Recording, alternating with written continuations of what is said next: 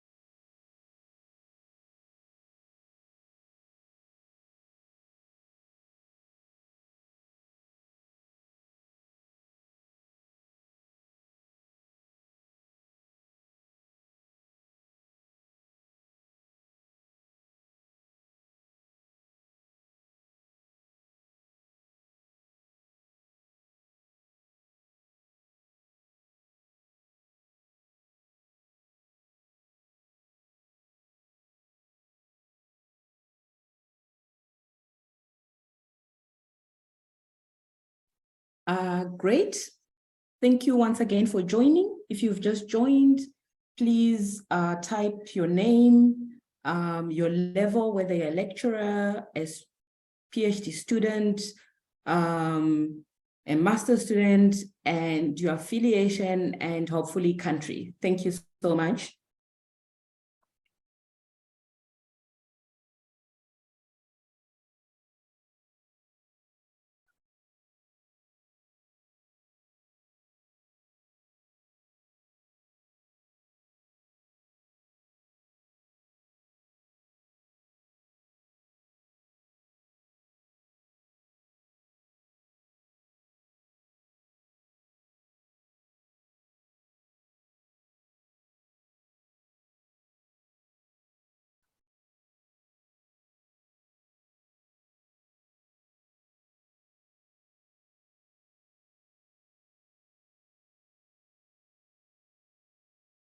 Great. I think we are now on the hour. And it might be best we start. And thank you once again for joining this workshop.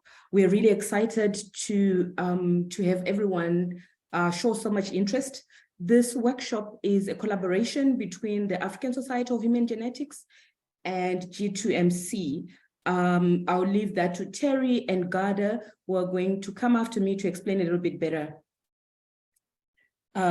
So I just wanted to start by highlighting the International Congress of Human Genetics 2023, which is happening in February.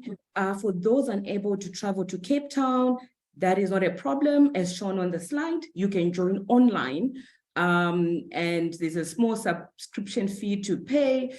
There's also a late-breaking research, a late-breaking abstract submission, which is also closing on the 12th of February.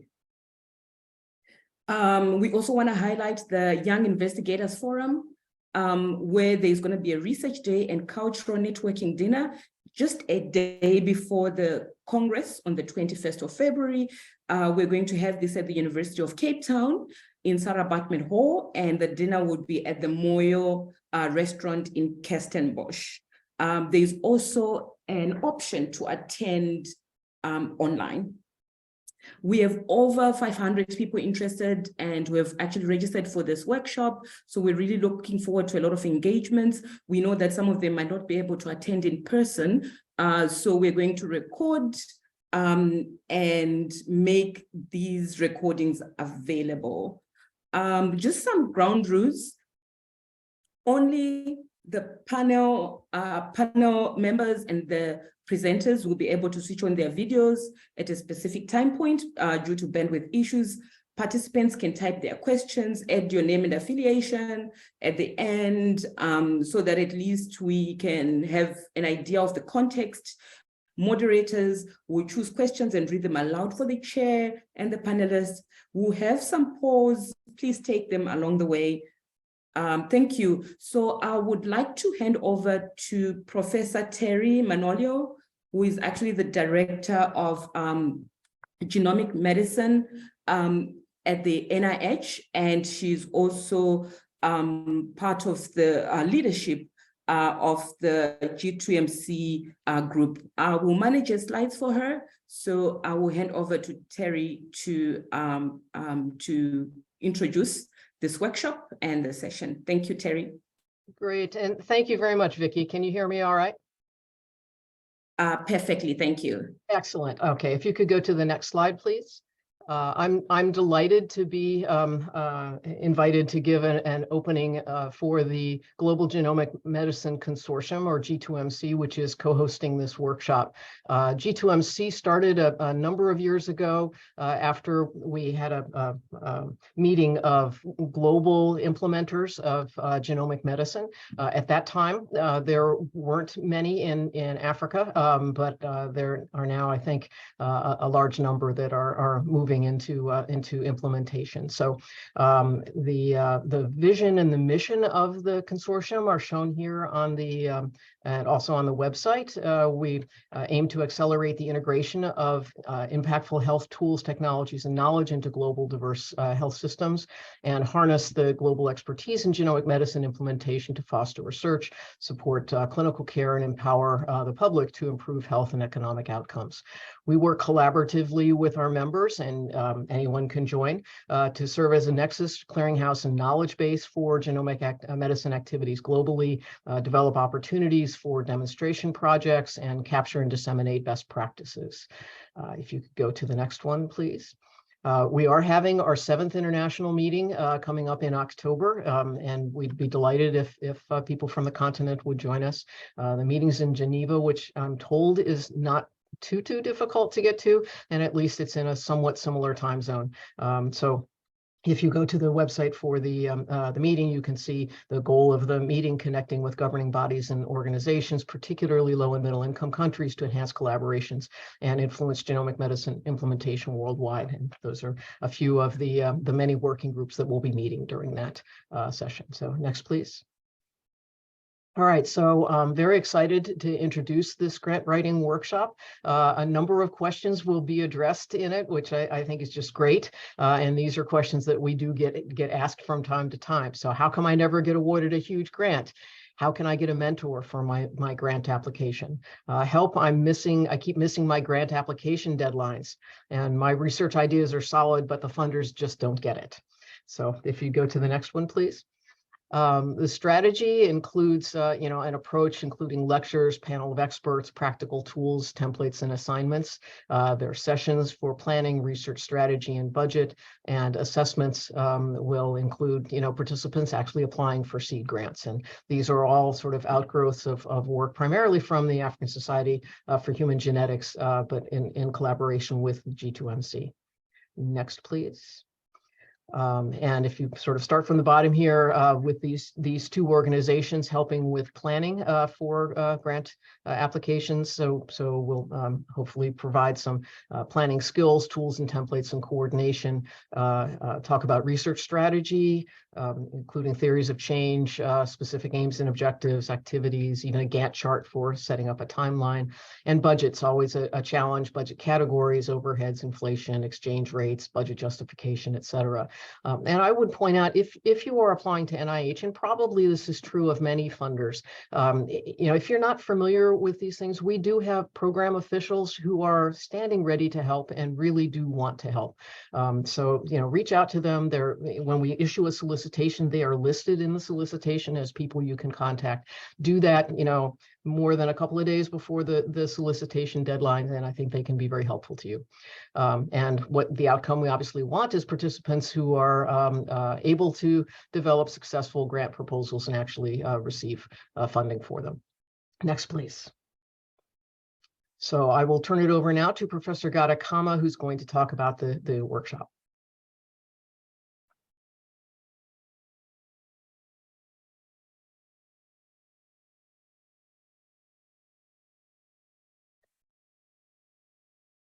And I can say I'm not hearing anything. I don't know if anyone else is. I'm not hearing Ghada. Ghada, please indicate if you're online.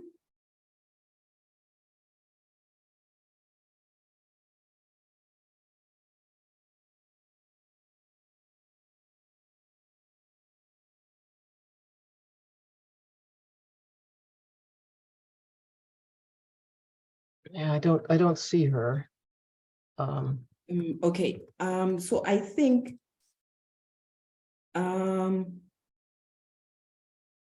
yes, I think she is online. And great. Yes, I am online, but I cannot open the video cam or be unmuted. Now I can unmute myself. If you can open the video cam for me, that would be great. Otherwise, I can just present that way. Should I start? Yes, please, Ghada, go ahead. Okay, can you put the slides on? First, it's my pleasure. Good morning, everyone. It's my pleasure to present in this opening, or to share in this opening with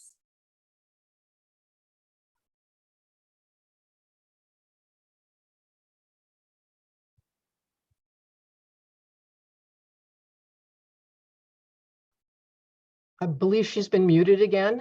She's under the name Segun Fatum. There you go. Yes, I don't know what's wrong. You keep muting me at the edge. Okay, next, please. Next, please. Yes, as a cradle of humankind, we would know next Africa is the broadest, has a broadest spectrum of human genetic variations. If you can do the next, please. Yes, and next, thank you. In 2003, two very important, back please. In 2003, two very important meetings occurred in Africa. The second of which ended with the inauguration of the African Society of Human Genetics to foster genetics research in Africa. It was aiming at equipping the African scientific community and policymakers with informations that would make them evaluate the importance and draw the attention to the efforts of the African scientists. And the African Society of Human Genetics since then has been lending hands to generate knowledge for the prevention of disease and promotion of genetics and genomic research in Africa. Next, please. Currently, several African societies are established across Africa, while other countries are fighting or are working hard on establishing their societies step by step. Through spreading the genetics knowledge across the continent, the African Society of Human Genetics is as well helping patients suffering from genetic disorders, both rare and common. Next, please. Currently, there are several African societies that, next node. Yes, sorry. Why are the African courses are so important? Because as a major objective of the society is to provide a forum for scientists in the broad enterprise of human genetics and genomics in Africa to meet, interact, network, and collaborate. And actually, through the conferences and the courses established by the African Society, the African Society has achieved its goal in spreading knowledge through step by step or through Africa. Next, a very important example is, of course, building a very special scientific as well as personal relationships, which evolved into special grants that served the whole continent. The best example is the H3 Africa, or the Human Hereditary and Health Consortium, which, as we can see from its latest publication by Zanil and Ghada for the H3 Africa Consortium, it explained how many African genomes involving research has been analyzed through involving researchers from 15 African countries and uncovered 3 million new variants in the human genome. Without this contribution, the Human Genome Project would never have been completed, because it has always involved, or about 90% of its analyzed individuals were of Caucasian origin. Next, please. No, next, please. So the African Society was hoping to bring attention to help and facilitate the development of solutions to the huge public health burden of many rare and common diseases across the continent. Another very important example of how to achieve the goals of the African Society started with the 10th African Society meeting, where the importance of genetic education, facing the lack of genetic experts in Africa, not only on the molecular and bioinformatics levels, which were covered mostly by the H3 Africa, but also on the clinical service level, brought the idea of why not to work on an African School of Human Genetics. And then in 2018 in Cape Town, during the G2MC conference, there was a subsidiary genetics education session, which was held, and the discussion was brought again. And the current head of the African Society of Human Genetics, Ambraz Wankum, mentioned the importance of the McCusick Bar Harbor course, the Bar Harbor course, as a training, as a starting for training in this kind of genomic services. And never forgotten again, he and Ghada brought the subject again in one of their US meetings. And then finally, an important step, he succeeded in getting fund for training and attendance of some genetic scientists. Next, please. Which evolved into into submitting a grant, hoping, no, back please, the picture, this is a picture of us in Bar Harbor at the JAX laboratories attending the course for the first time, and it ended with, evolved into the submission of a grant, hoping to apply this model course in Africa. Next, please. So it's gratifying how the African Society of Human Genetics and its members have successfully addressed some challenges while pushing forward with new strategies to address others. And those grants are examples of how grants could serve the continental goals, as well as teams or centers or countries, maybe. So it's a very good initiative from the African Society of Human Genetics and the G2MC to organize this grant about how grant writing course to help serving more and more purposes and aims. Thank you. Thank you very much, Ghada. Yes, here I am again. Now, now the videos work. Okay, great. Thank you, Ghada. I think we will move on quickly to the next session, and then maybe the questions can come in during the panel discussion, just because I think we are now into 15 minutes.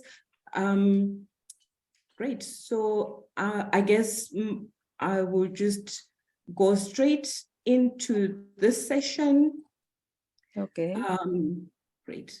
So my name is Vicky, and I'm a lecturer, senior lecturer here at the University of Cape Town. I'm also the secretary for the African Society, or the current secretary rather.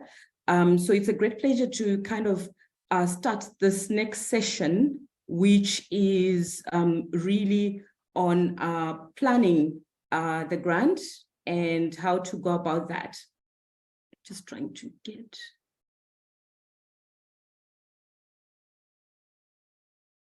Great, thank you. So just an outline, I'll give a little bit of a background and proceed into getting into key areas of what I thought and read around on, and also just experiences of how to plan for a grant and how to go about thinking about that. So I thought maybe it might be good for some of you who have been trying hard to apply for grants and have not been successful, just to give an indication that the success rates of grant applications is not that great. So when one doesn't get a grant, I think you should be aware that even when I looked at the Canadian Institutes of Health Research, the success rate, or the grant success rate, was ranging between less than 15% to just below 45% success rate. And the same when I also looked at the UK NIHR, the success rates, or the awards that were awarded are quite are small in percentage compared to the applications that are submitted. As you can see on this graph, the purple ones indicate the submitted applications. So I think I would like to kind of start with those people who have submitted or attempted to submit a grant application. How many of you have missed a grant submission just because there is you missed the deadline or something like that happens? Right. I think there's a poll that that one of our developers has set up on Zoom, so we can pass the question on chat and people can actually respond to that, just so that we get an indication. And when you ask again, have you ever been unsuccessful in a grant application because you forgot to submit a key document required by funders? Yes, no, not applicable. How many of you would fall into that category? I'm sure it's a substantial number. Although, I showed those graphs of the low success rate of grant applications, I'm sure a lot of people who submit grants, a large proportion, will have some good signs, but do they actually adhere to the guidelines? Do they plan well? So I really like this quote from President Abraham Lincoln. He said, "Give me 6 hours to chop down a tree, and I'll spend the first 4 sharpening the axe." And what's really interesting is that when someone is really excited about their research and their science, they end up spending so much time writing the research strategy, which I think Nicky will talk about. They spend so much time thinking through how to, get this innovative idea, and they spend very little time actually preparing for the grant application itself and form. So as Teri indicated, we kind of looked at the training as in a holistic approach to really look at the planning, which would, we hope, help applicants submit on time and kind of plan well. And then the research strategy, which we hope Nicky will really go into, and the budget as well. So as I mentioned, for this session, I'll assume you've got your research strategy sorted, or at least if it's not sorted, Nicky will talk to you about that, and then and also a panel that's going to talk about that, and then the budget I will assume that is sorted, or at least you can attend Jürgen's and a couple of panelists on the 15th. So I will focus on the project planning. I will talk about the importance of a team composition, of accurate information, of templates, group dynamics, and the tasks at hand. So for me, I kind of looked at these as key areas that one needs to look at when really starting to plan a grant, and I'll go through these during the talk. So in terms of team composition, all grants are based even on research on how to plan a grant well. There is always a person with a key role. There is a leader who's kind of the strategist, and in most instances, this is the key kind of researcher or the most mature researcher or the one who's driving the research question. There is a coordinator who manages the technical aspects of the proposal, coordinates group communication, sets timelines, ensures follow-up. There are also decision makers who are meant to really make quick decisions or, with regard to the grant. And in some cases, there is a grant writer. There's also an editor and subject experts who then, in most instances, work with the leader and other group members to develop the protocol. And if it's a large grant, these tasks can be distributed across different members. But sometimes if it's a small grant, one person might have cross-cutting, roles, or might have double or 3 roles.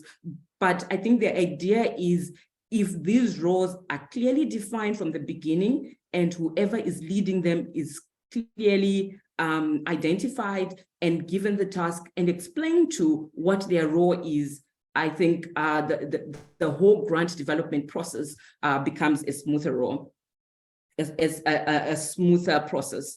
So in terms of team composition, I highlighted in the last slide the experts in the group. So in terms of team composition, when you're planning, one would need to look at, do these have a history of working together? Do they have complementary expertise?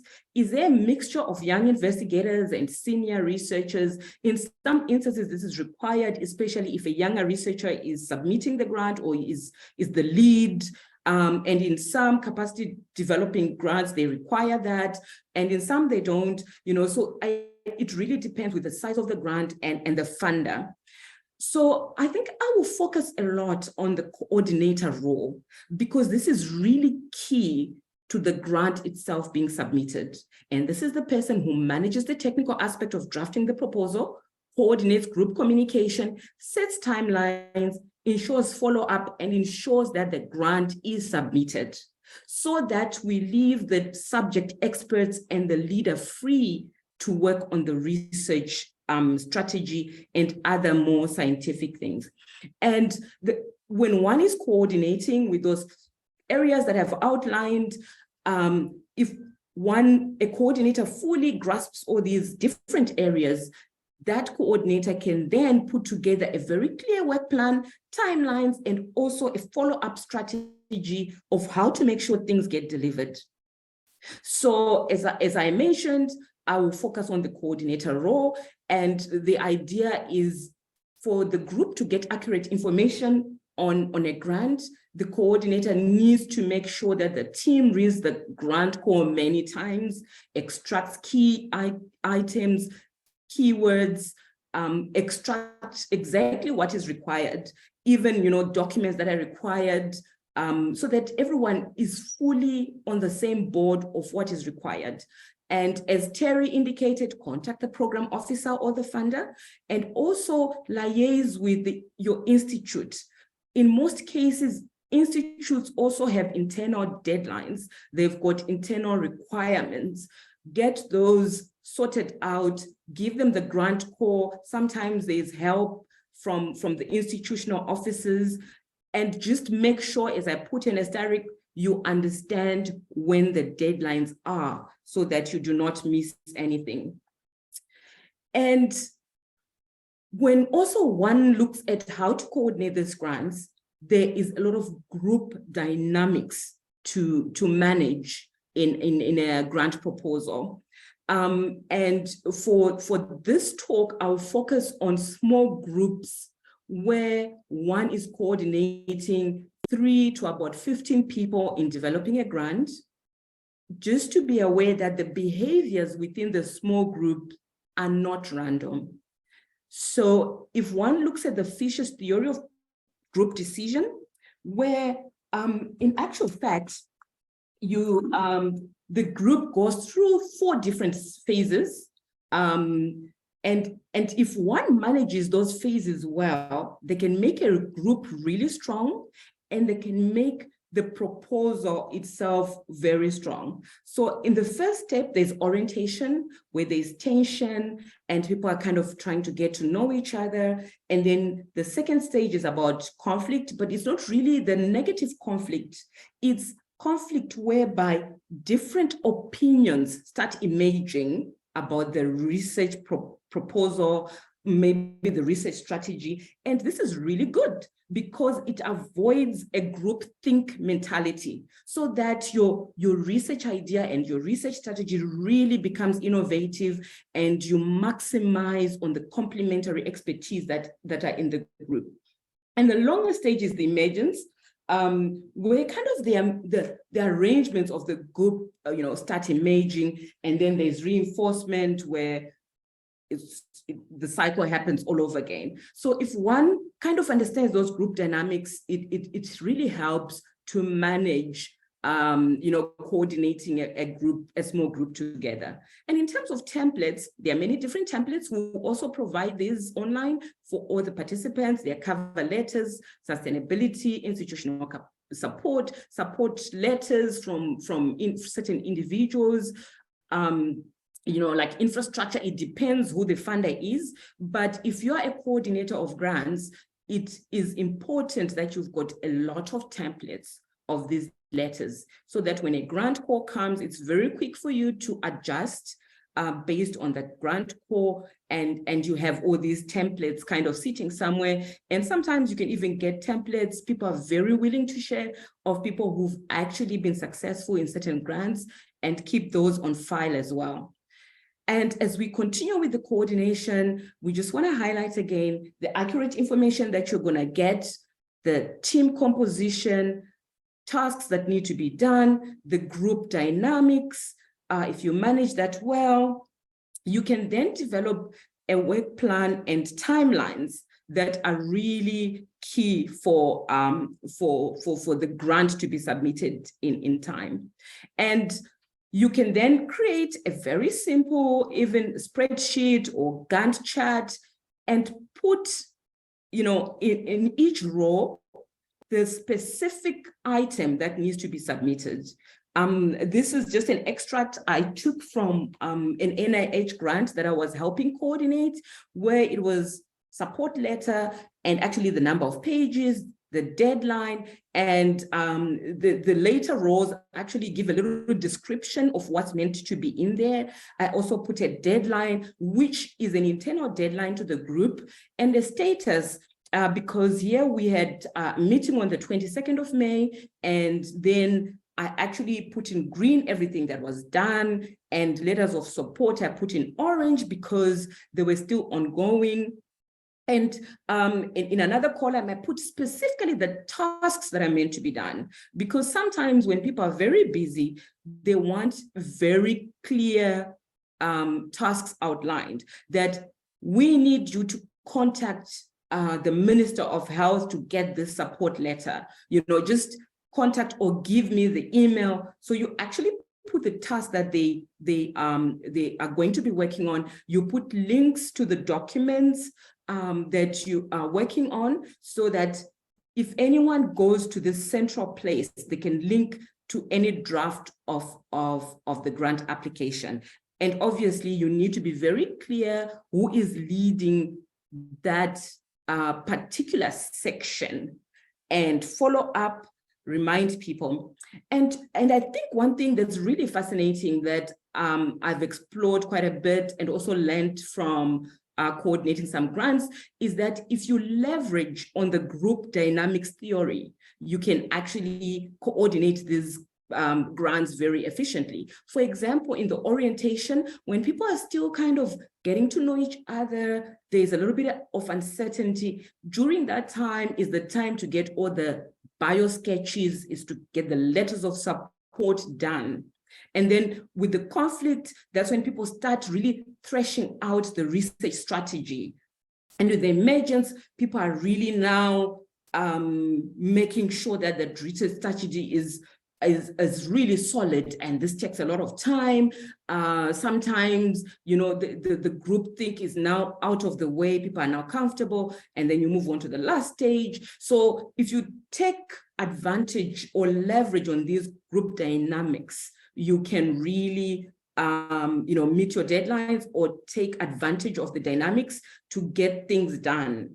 And instead of waiting for the last minute to start getting support letters because you've spent so much time working on the research strategy, or in the orientation, people are just talking, doing nothing, but at least you give them specific tasks which do not involve any kind of conflict or discussion. And here with conflict, as I mentioned, it's not about people disagreeing in a negative way, it's people disagreeing in a positive way. I mean, a bio sketch is a bio sketch, a letter of support, the institutional letters, you know, those in the orientation are items that each member could really use with.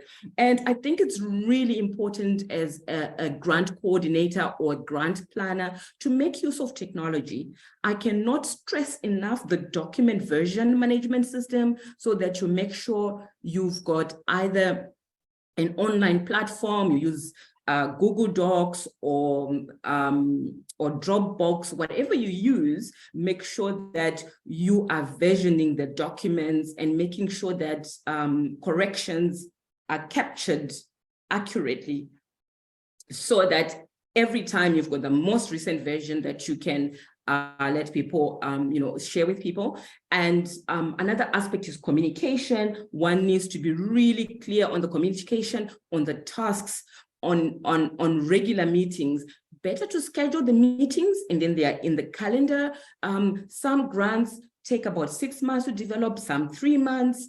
But what's important is to have regular meetings, whether it's monthly or weekly, depending on your need, and make sure they're in everyone's calendar well in advance, and send a reminder a week before, send documents a week before, or at least a few days before, so that everyone is clear and you as a coordinator really push this.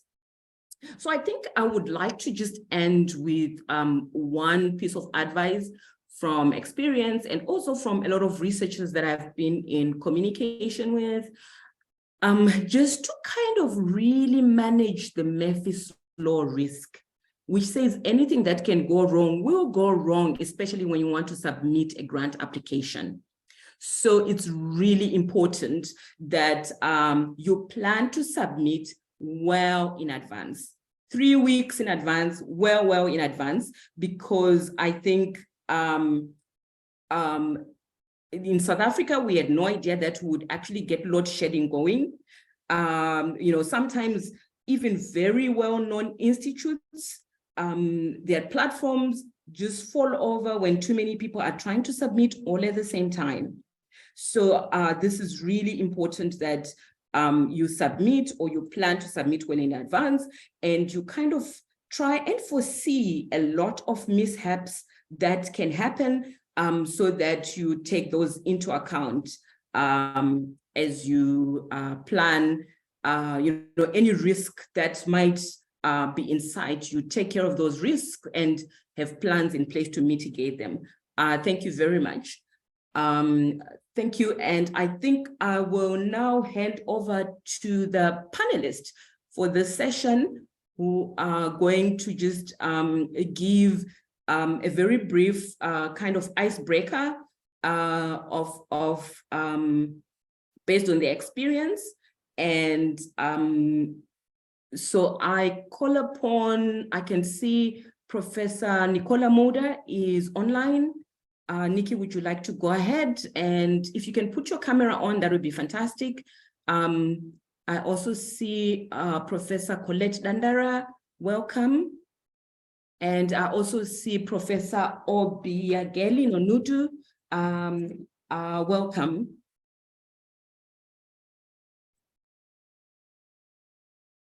Hi, thanks, Vicky. Hi, everyone, and welcome to this grants writing session. So I'm here to really talk about coordinating really large numbers, grants with very large numbers of PIs. I think I was called on to this because I think I've got the biggest, most diverse grant at UCT. So I've been running big multi-PI grants for a number of years now. When I was still at EBI in the UK, we had a grant, a European Commission grant, running a consortium of 11 partners around the world. Here, my grant runs across 32 different institutions in 16, 17 different African countries. So it's large, it's complex. All the things that Vicky mentioned are extremely important when you're thinking about running a grant with multiple partners. Think about who you want to work with.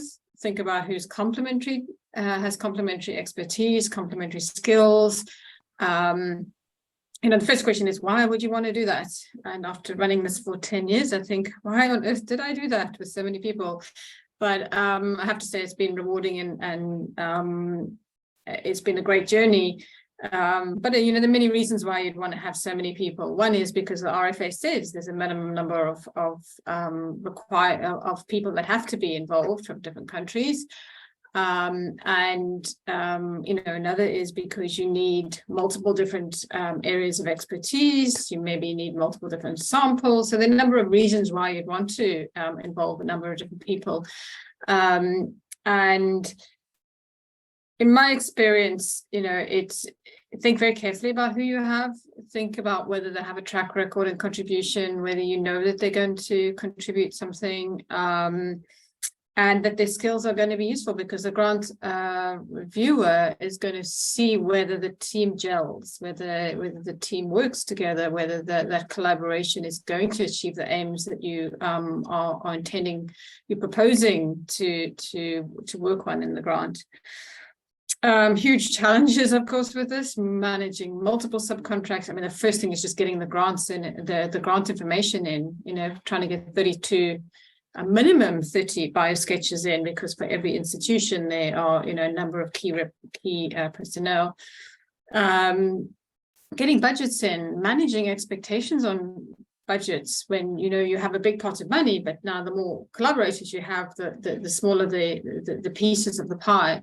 So it's a lot of consideration that needs to go into the budgets, and it's not always going to be evenly distributed, because costs are very different and contributions are going to be very different in different partners. So I think the key is really, when you're putting the grant proposal together, is get people you want to work with, who have the right expertise, who you trust to get the information together and on time, because deadlines matter. The grant agencies are not going to wait. They're just going to close their applications.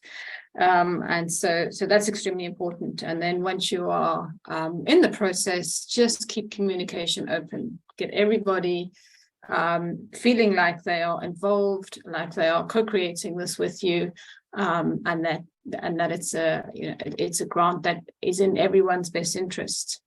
So there's lots I can say, but since this is just an icebreaker, I will hand you on to the next panelist, but I'm absolutely open to any questions that you might have about managing such big collaborations. Thank you, Nicky. I think we'll move on to Professor Collet Dandara. Thank you very much for the invitation to this very important panel.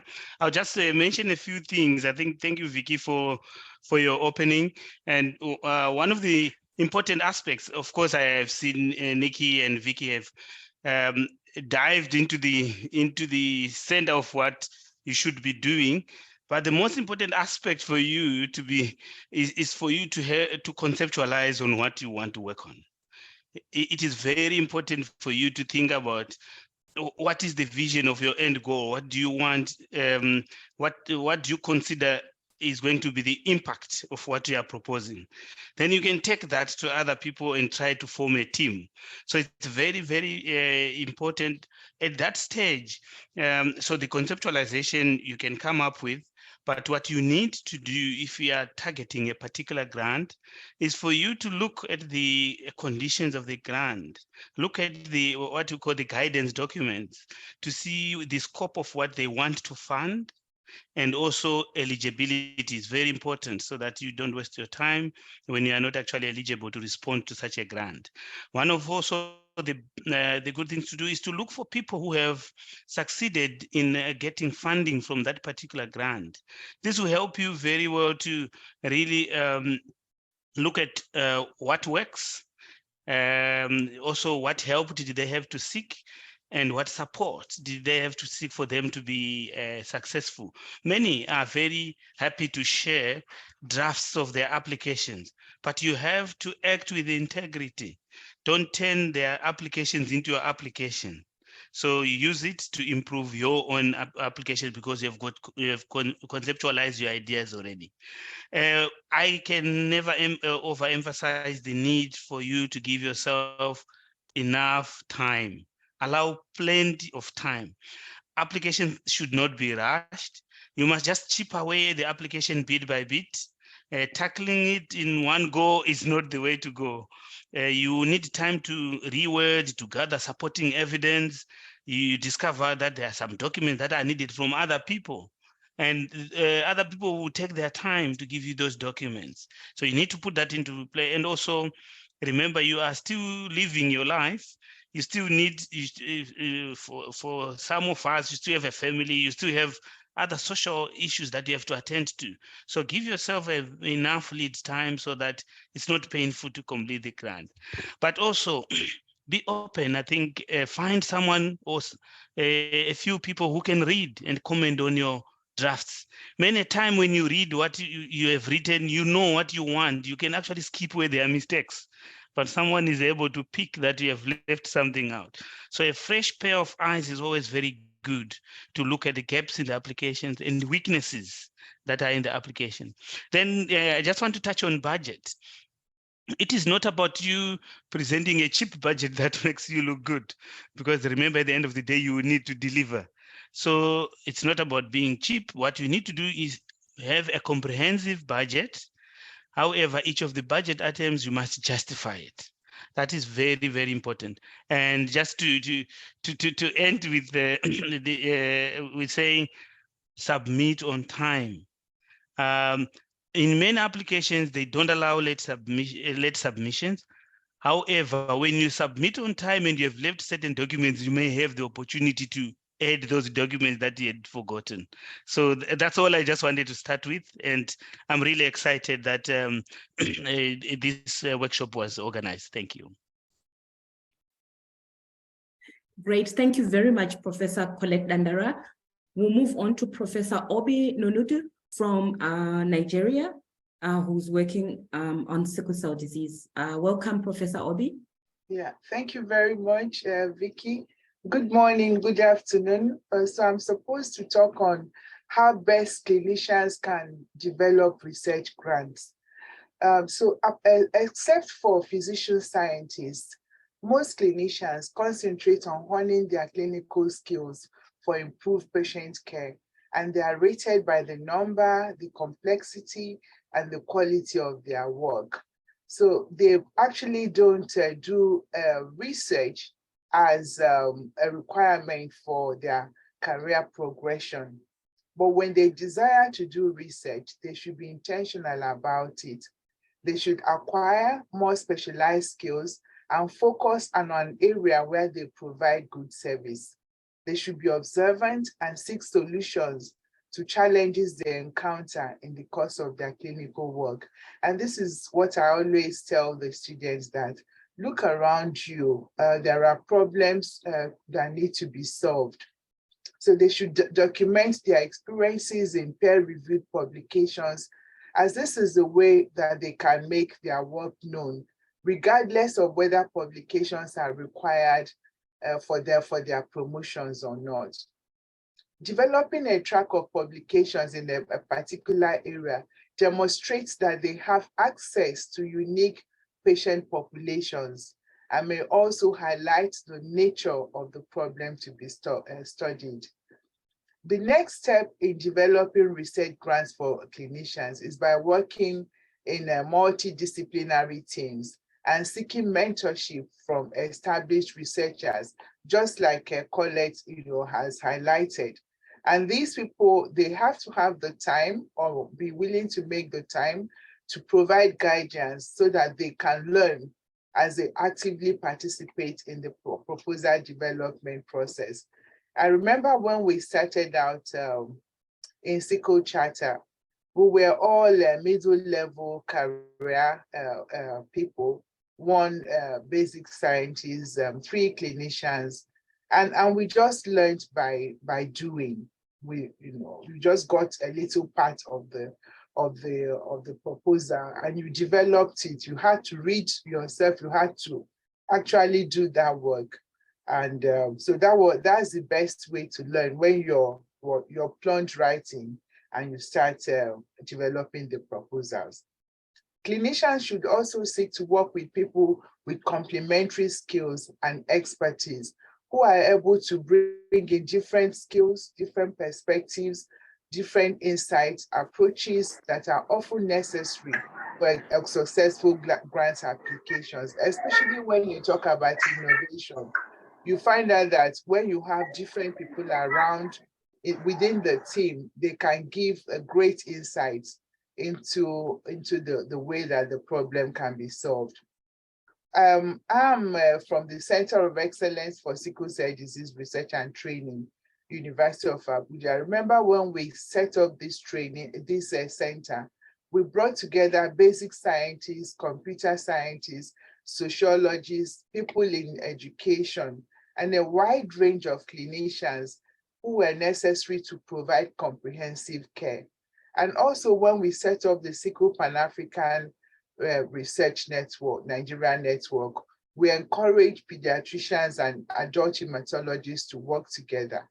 And then we also encourage them to work with public health experts in their institutions, as well as obstetricians, to include these in their team. And it's always interesting to see the sort of contributions that come as people brainstorm in sessions before grant writing. At CESTA, we also have a group of young, we have research fellows as well as young people who are just picking their career, and they're from different backgrounds. And when they begin to brainstorm and bring different approaches and perspectives to solving problems, it can be quite enlightening. So my recommendation is that the clinician, whether it's as a result of a series of fellowships, trains, really becomes very skilled in clinical care, and then learns to document thoroughly. Document, because that is what will help you to put the papers together. And then you observe correlations, you observe the way that patients are coming in, and you observe, relationships. And then this is what will make you to notice if there are any areas that you want to actually dig into and seek help in order to solve the particular clinical problem. Thank you. Thank you, Prof. Nnodu. That was great. And I can see there are lots of clinicians online. So I think I'll hand over to Dr. Jennifer Troyer from the NIH to give a perspective from a funder's kind of experience. And then after her, we'll open up for questions. Thank you, Jen. Go ahead. Yeah, so thank you to the previous speakers, because you've said most of my points, but I was asked to speak specifically to how do you tell that an application has been well prepared. And one of the things I want to speak to is just, and some of this requires what Collet said, which is give yourself time and make sure that you are going to other people and having them read it. But considering the audience and the person reading it and being kind and helpful to them is actually a really important part, because you have to think about who is going to be reviewing this. And so thinking about for them, making sure that things are clear, that things are well thought out and well organized, that if you have figures, that your axes are labeled, that your significance values are there, that they don't have to wonder, what is this about? What does it have to do with with your points that you're making in your application? So good writing is actually really important, and not having typos and incomplete sentences. And not everybody is a native English speaker, and many scientists are not great writers in any language. And so having other people read through and making sure that it's clear, that it makes sense, that it doesn't look like it's something that you threw together at the last minute. Because I will tell you that reviewers will notice that and will be annoyed by it, because they are taking their time to try to assess the scientific value of an application. And it's actually very hard to do that for an application that is not well written. So think about that. Think about your readers. And then the other thing that I will say is that applications that have carefully thought about what are the potential pitfalls, what are we going to do as a backup if this doesn't work, or if we see a different result than we expected, what does that mean? How will we follow up with that? How will we interpret that? So thinking through carefully what you are explaining, how you're going to validate a method, how you're going to validate a result that you see, having all of that clearly laid out in an application helps as well. So those are, just some tips where the reviewers really appreciate and see that you've thought through carefully what you're doing, what the results you anticipate are, and what other results will mean, or how you will deal with things that don't go as planned, which, as we all know in science, always happens. And I think I'll leave it there, because I think what we'd really like to do is hear your questions and see what we can do to answer those.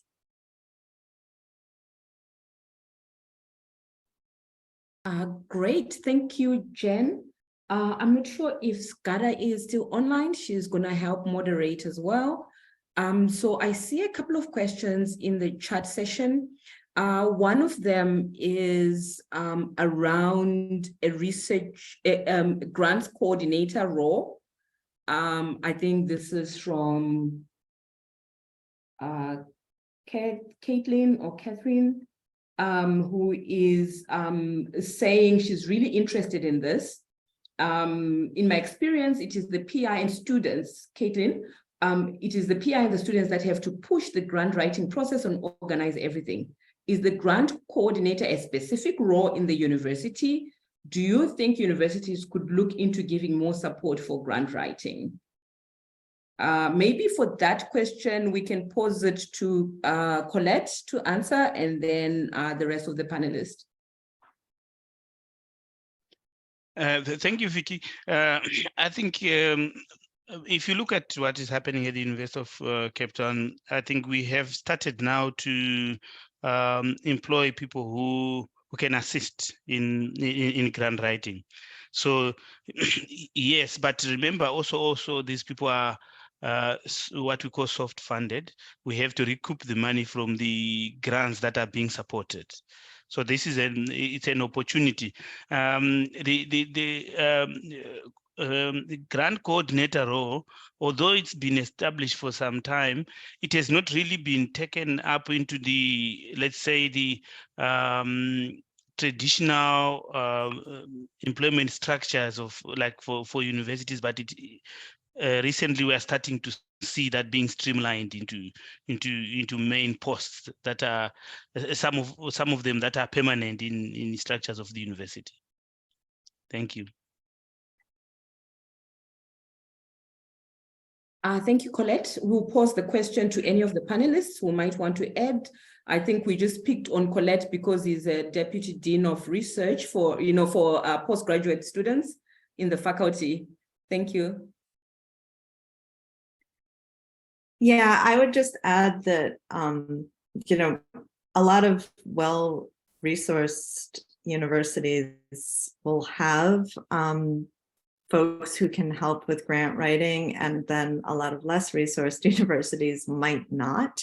It's certainly helpful and a good idea, but there are also a lot of online resources for this, and I'll put some of the ones that we have at NIH in the chat and also send them to Vicky to send them out. Thank you so much. So there's another question from Nyarai Soko. She's asking, what advice would you give for applicants without preliminary data for an idea, as well as history of having received grants? It sometimes feels like the egg and the chicken scenario. So maybe Jen, you can start with that one if that's okay, because yeah, so it is a little bit of an egg and chicken scenario. So there are a couple of things that I advise. One is collaborate with somebody who already has a history of received grants. The other is that there are opportunities at different funding agencies. So ours that is like this is called the R21, which is it's a smaller grant. The purpose of it is to collect preliminary data. So you don't need to have preliminary data to apply for it. And so they're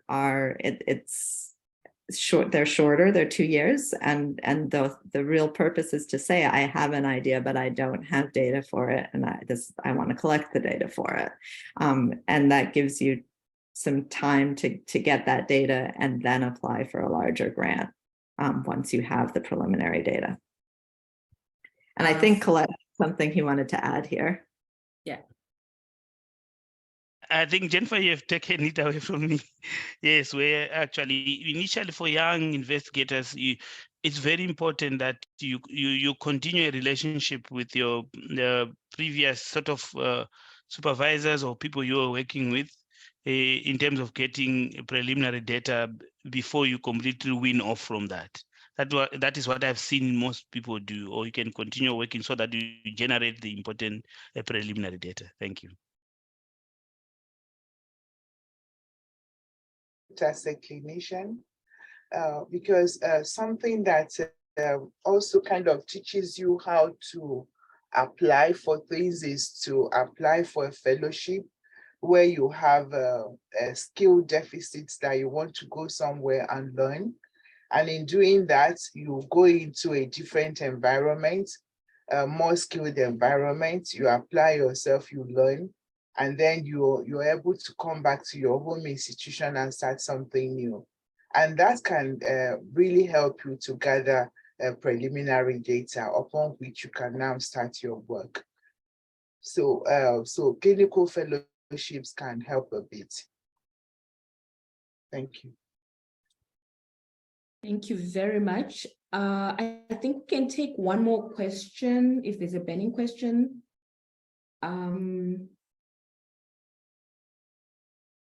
I think it's from Maurice, PhD student from Cameroon.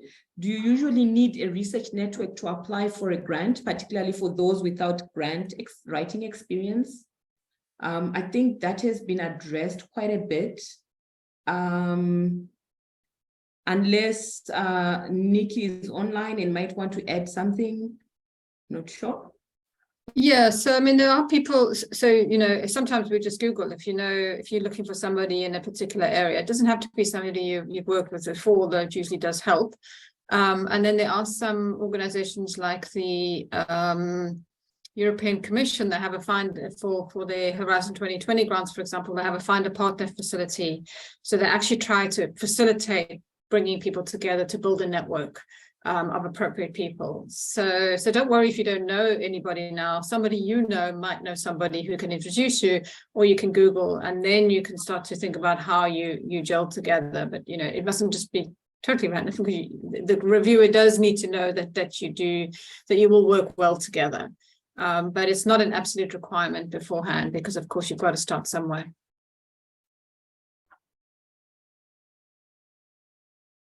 Great, thank you very much. I think right now we still have about 15 minutes. So I'm not sure if there's still more questions. If there aren't, then we could move to the next session. And if people have questions or they pop up later, they can always write them in the chat. Oh, okay, sorry. There's another question from Lisa. For interest's sake, about how many applications do the experts on the panel submit annually?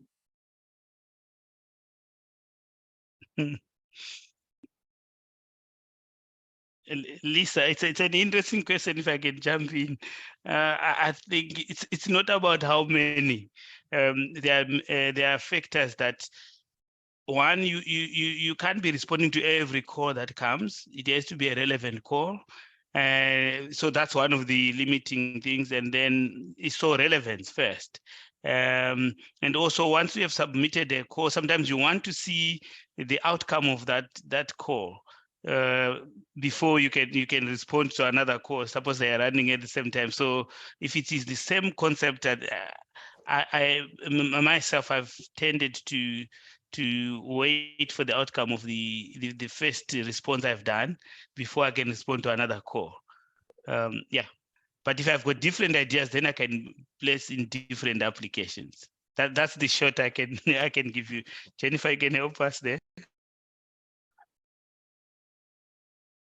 Yeah, I think it's really variable. And I do want to point out that there are so many different organizations and institutions and ways in which you can apply for funding. And so, as Collet said, you're not supposed to be just taking one grant and submitting it everywhere. You should really be tailoring different funding for different opportunities. And I think how many, grants one is submitting annually, and it is a lot of work. I see that you say that.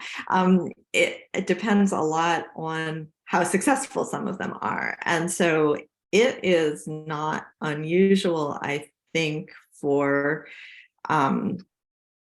academic researchers to be submitting 2 or 3 applications a year when they are seeking funding and don't have so many projects funded. When you have your projects funded and you're working on them and you're writing the papers, then maybe it's less. Maybe it's 1, maybe there are some years where you're not even submitting any because you're in the midst of other ones, but it is part of the cycle of academic research. And so it is something that it's good to get practice in. I think one of the panelists said this: you learn by doing. You're never going to get good at it if you don't submit some. It's like, I guess, riding a bicycle or climbing a tree, right? At some point, you've just got to do it. And you're never really fully prepared, and you may fall down several times and have to get up again and try again. And so some of it depends on what type of application you're applying for, where you're applying. I did notice also there was a question about PhD students and where students can apply for funding, and that's very different than where an established investigator is going to apply for funding. One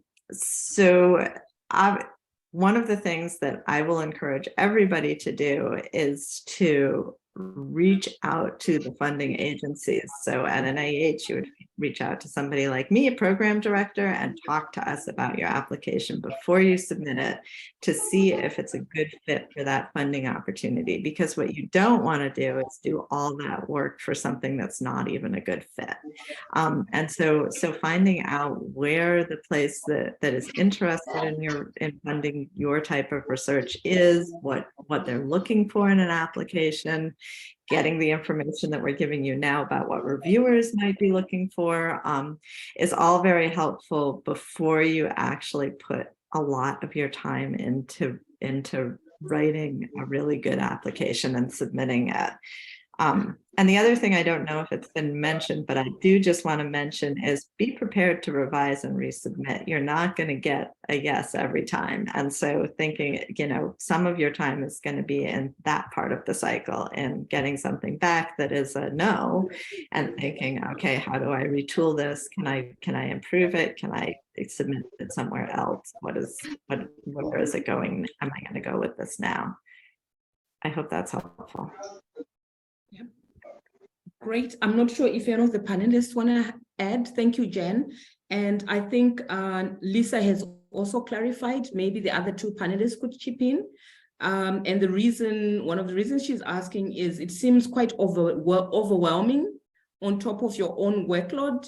And maybe if I can also clarify there that most of the grant, applications that one does, they are not kind of on your time because they're not factored into your time at work. So, and I guess that's why Lisa might be saying it might be really overwhelming because you've got a normal workload. So I'll hand over to Obi and Nicky maybe to start on that one. Yeah, okay, so the point I wanted to make is that while it's good to have grants, it's also very important that we pay attention and we actually do the work for which we are funded. You can't be running all over the place, applying for different grants and not delivering on what you said you wanted to do, because then that would jeopardize the chances of others being funded. So it's important that you make room to be able to deliver on your current grants before you apply for others, or to get enough people involved in the work so that if you really do want to send in an application every year, you make sure that you're hitting all your goals and you're able to turn in the reports in a timely manner. So this is what I want to say. People should not keep applying and applying because they can apply, but to do the work so that the funders get value for their money. Thank you.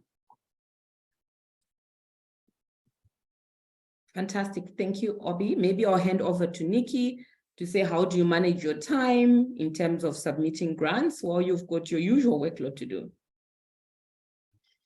Yeah, with difficulty. So you just have to carve out time. I think people underestimate how long it takes to write grant proposals and to write them properly. You know, Vicky did mention things like, you know, have templates prepared in the meantime.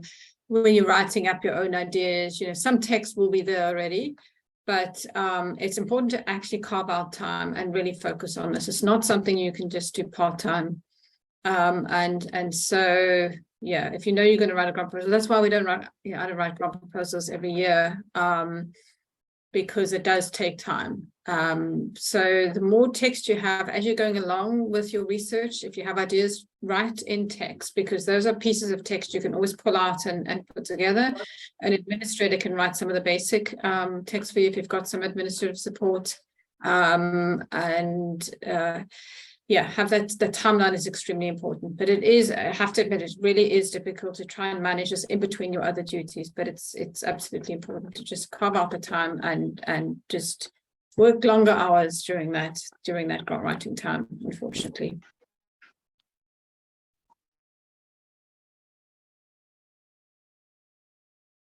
I think this is great. We still have a few more minutes.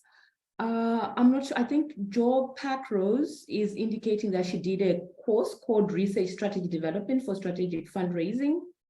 And it was very helpful to feel like I had more direction. I highly recommend working on your research strategy instead of just choosing a project which fits the grant you're applying for. I'm not sure if any of the panelists can comment on that. Yeah, I mean, I agree. So I review grants as well, and the things we look for are excellence in science. So the scientific excellence is the key to getting a grant proposal, but then there's also the track record. And if you try to tailor something that you don't really know a lot about to fit a grant call, reviewers will often see through that. So, you know, just think the whole time, is this good science? And am I writing it in such a way that they understand my good science? So I think those are the key things. A call should hopefully come along in the right area. If it doesn't, then yes, maybe you do need to adjust a little bit. But whatever you adjust to, make sure it makes sense, make sure it's achievable, and make sure that you can show that you and your grants, the other applicants are able to achieve that realistically, rather than it look like a pie in the sky idea because that's what the grant RFA wanted. Yeah, and I would say, just to echo what Nikki says, I think that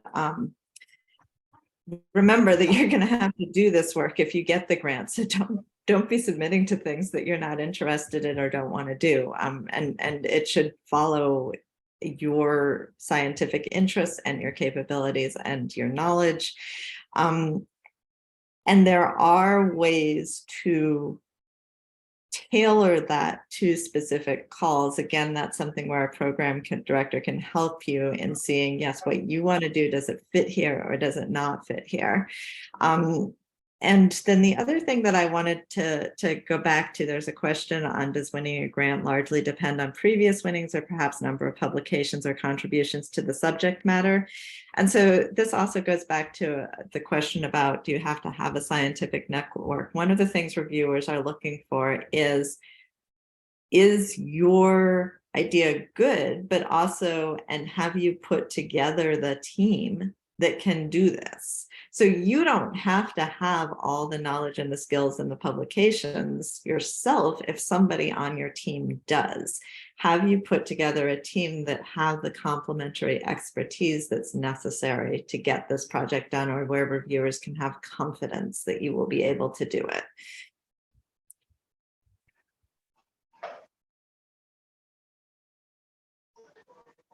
Great. I think this has been quite a insightful discussion. If there's really one more burning question, you can type it in.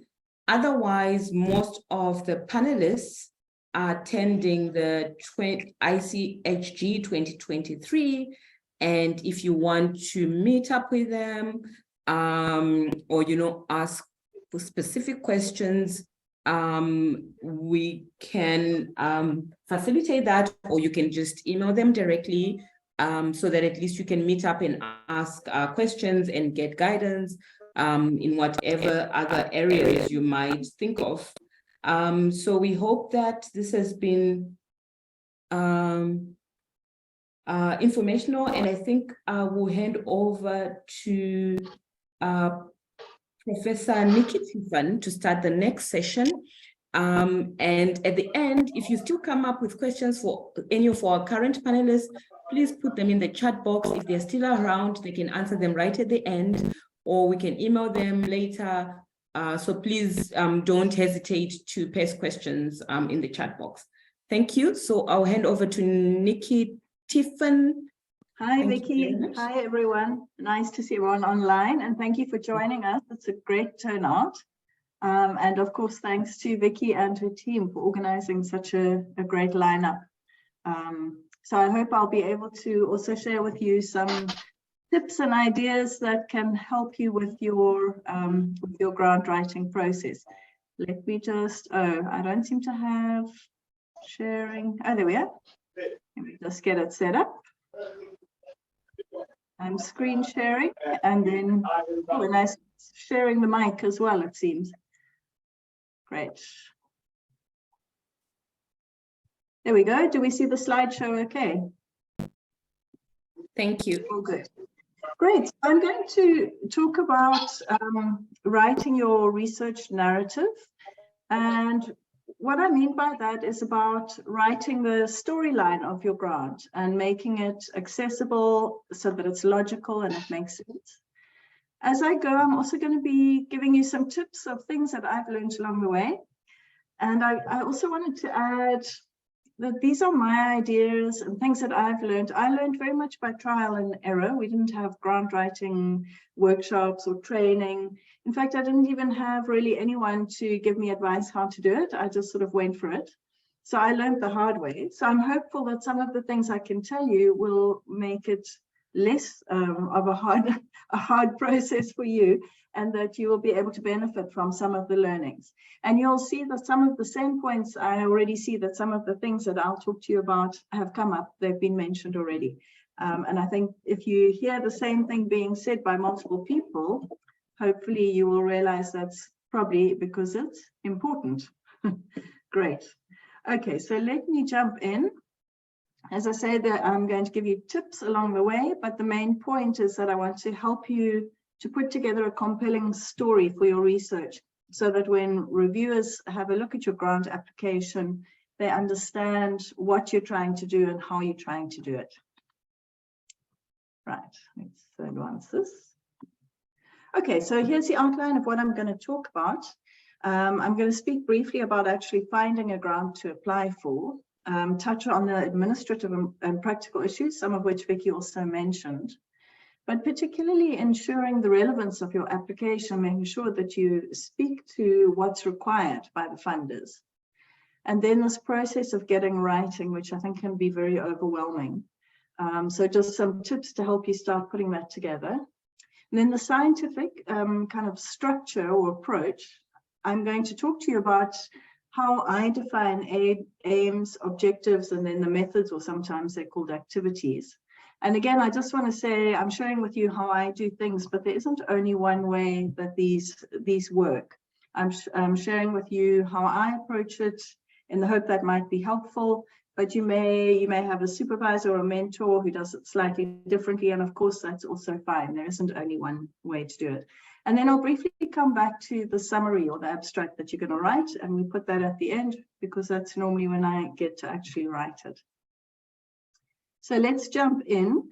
Please do pop questions in the chat that I can come back to at the end. I've got quite a bit to cover, so I will keep going, but then we will definitely take those when I finish. So first of all, finding a grant to apply for, I think it goes without saying that the scientific research component of your project must be extremely sound. You really can't have something that is half-baked science. You have to have a realistic and solid study design. You have to have a sensible statistical plan, and you have to know what that is and understand it. You need to have a timeline, and you need to have very clearly defined outlines. So we're going to talk about the outlines, the outcomes, sorry, your outcomes and how you define those a little bit further along the way as well. And then really, if it's possible, it's really wise to get your application reviewed and critiqued by a mentor who has successfully applied for grants before and also who has some knowledge about your field. I also want to say here, asking someone to review your application is not something that you should do 4 hours before your deadline of submitting. So if you are going to ask someone, the idea is to approach them when you're starting to plan your project proposal and briefly discuss at that point what you're planning, and then ask them if they will be willing to review your writing, and then agree when you're going to get this first draft to them and how long they're going to have to return some comments. So don't anticipate that everyone's poised and ready to drop everything and review your application at the last minute. I also want to make these points of thinking laterally or being flexible. So you may have an area of research that you're very interested in, and it's highly unlikely that the exact research question, how you framed it in your head, is going to be reflected in a funding opportunity. So you have to be willing to think about kind of different angles to your area of research and making sure that you have some flexibility in how you are willing to position your research. So I've used an example, this is an old project of mine that I haven't worked on for a long time, but looking at genetic variants that might underlie lupus susceptibility. And there are different ways of framing lupus as it's an autoimmune disease, it's a human disease, different ways of framing this kind of research. So there's the idea of genome variation and looking for novel variants, especially African novel variants. but there's also epidemiology of lupus, disease susceptibility, and looking at the biological mechanisms that drive susceptibility. But you could also think about SLE or lupus as part of the bundle of autoimmune diseases. So there might be immunology grants that could be relevant, or there could be disease-specific grants that might be relevant. Or you might want to look at a pharmacogenomics grant and look at the pharmacogenomics angle to treatment of lupus. So try and think a little bit outside the box and don't have only a one-track way of viewing the research you want to do. And you will find that that will open up the opportunities that are available to you for putting in applications. So you also need to look at you as a researcher and find your niche and then exploit it. So if there are grants that are being put out there and they're particularly looking for African researchers, make sure that if you're an African researcher, you very clearly communicate that you're an African researcher. If there's a grant out there looking for junior researchers, make sure that you are very clear that you're a junior or early career researcher. So find your niche and make sure that you exploit it. Don't be shy to say that you fit the bill very well. Make sure that you, when there is an opportunity that may give you a fair and open advantage, it's okay to point out that you are particularly well equipped for that grant. Also think about your collaborators from a specific country. Do they need to be from a specific country? Do they need to be from a specific field of research? And then build your network so you're ready for call. So don't wait for the call to arrive and then frantically try and find some collaborators. Sorry, I've got a bit of background coming from someone. If we could just mute. Thank you.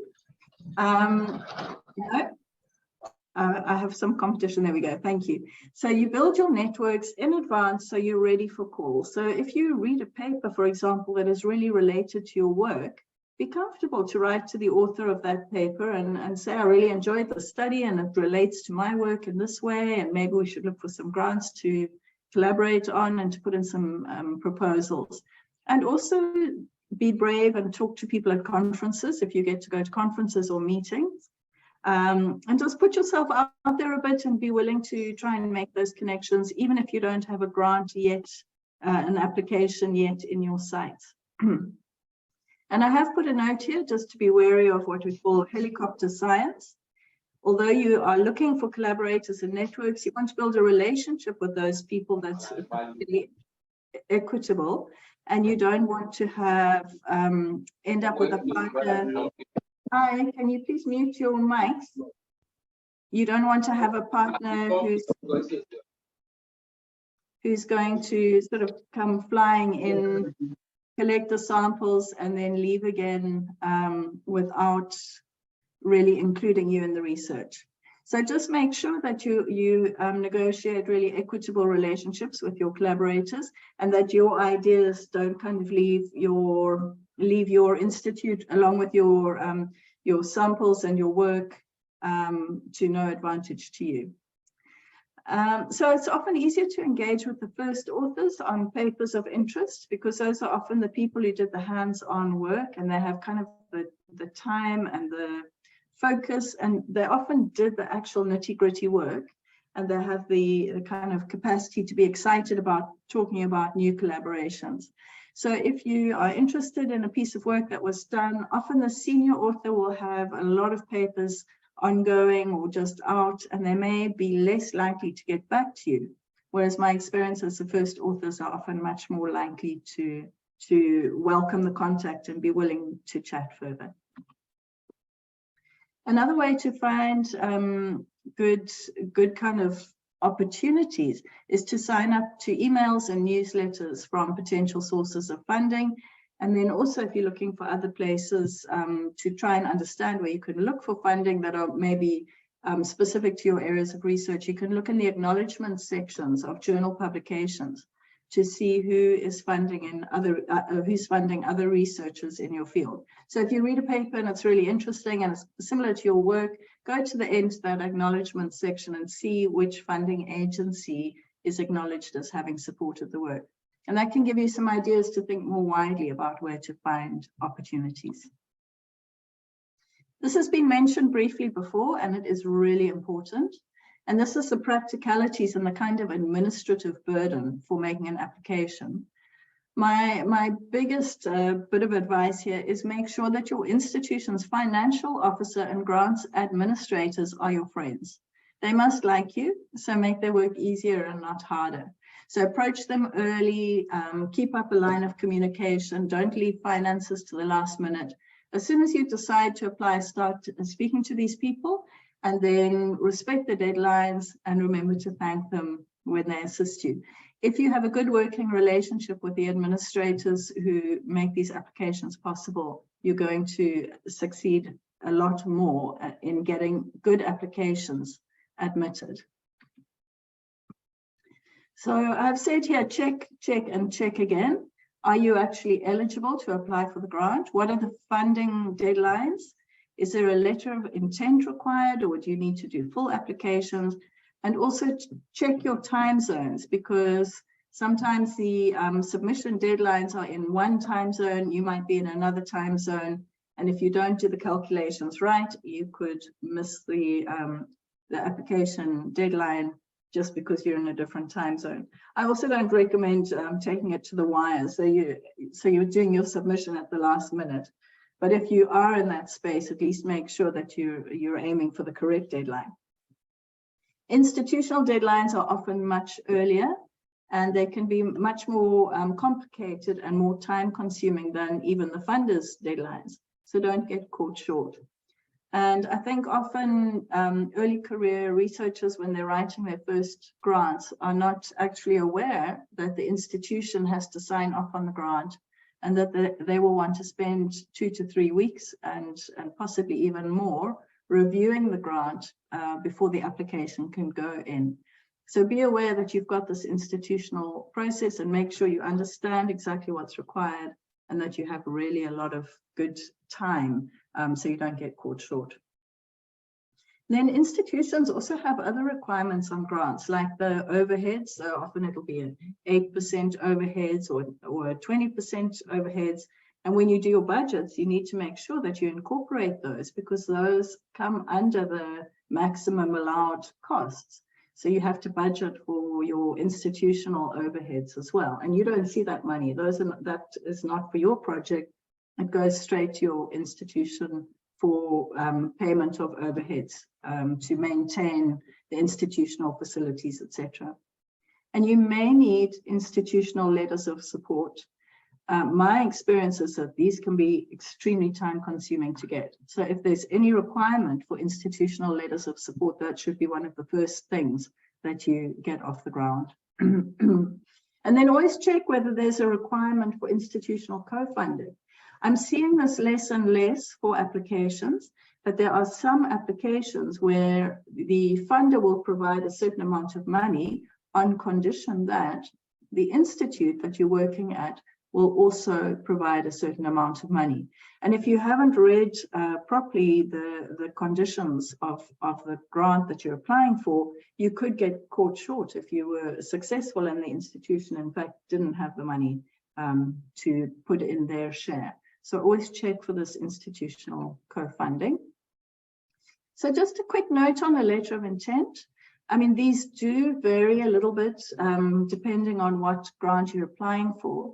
But in general, my experience of letters of intent, it's a letter that you send to the funding agency quite a lot in advance, normally when you're sort of starting to put together your application. And and you just give a brief overview. It's normally 1 page, or they may give you page limits. It's a very general idea of what the research or the application you're going to put in is about.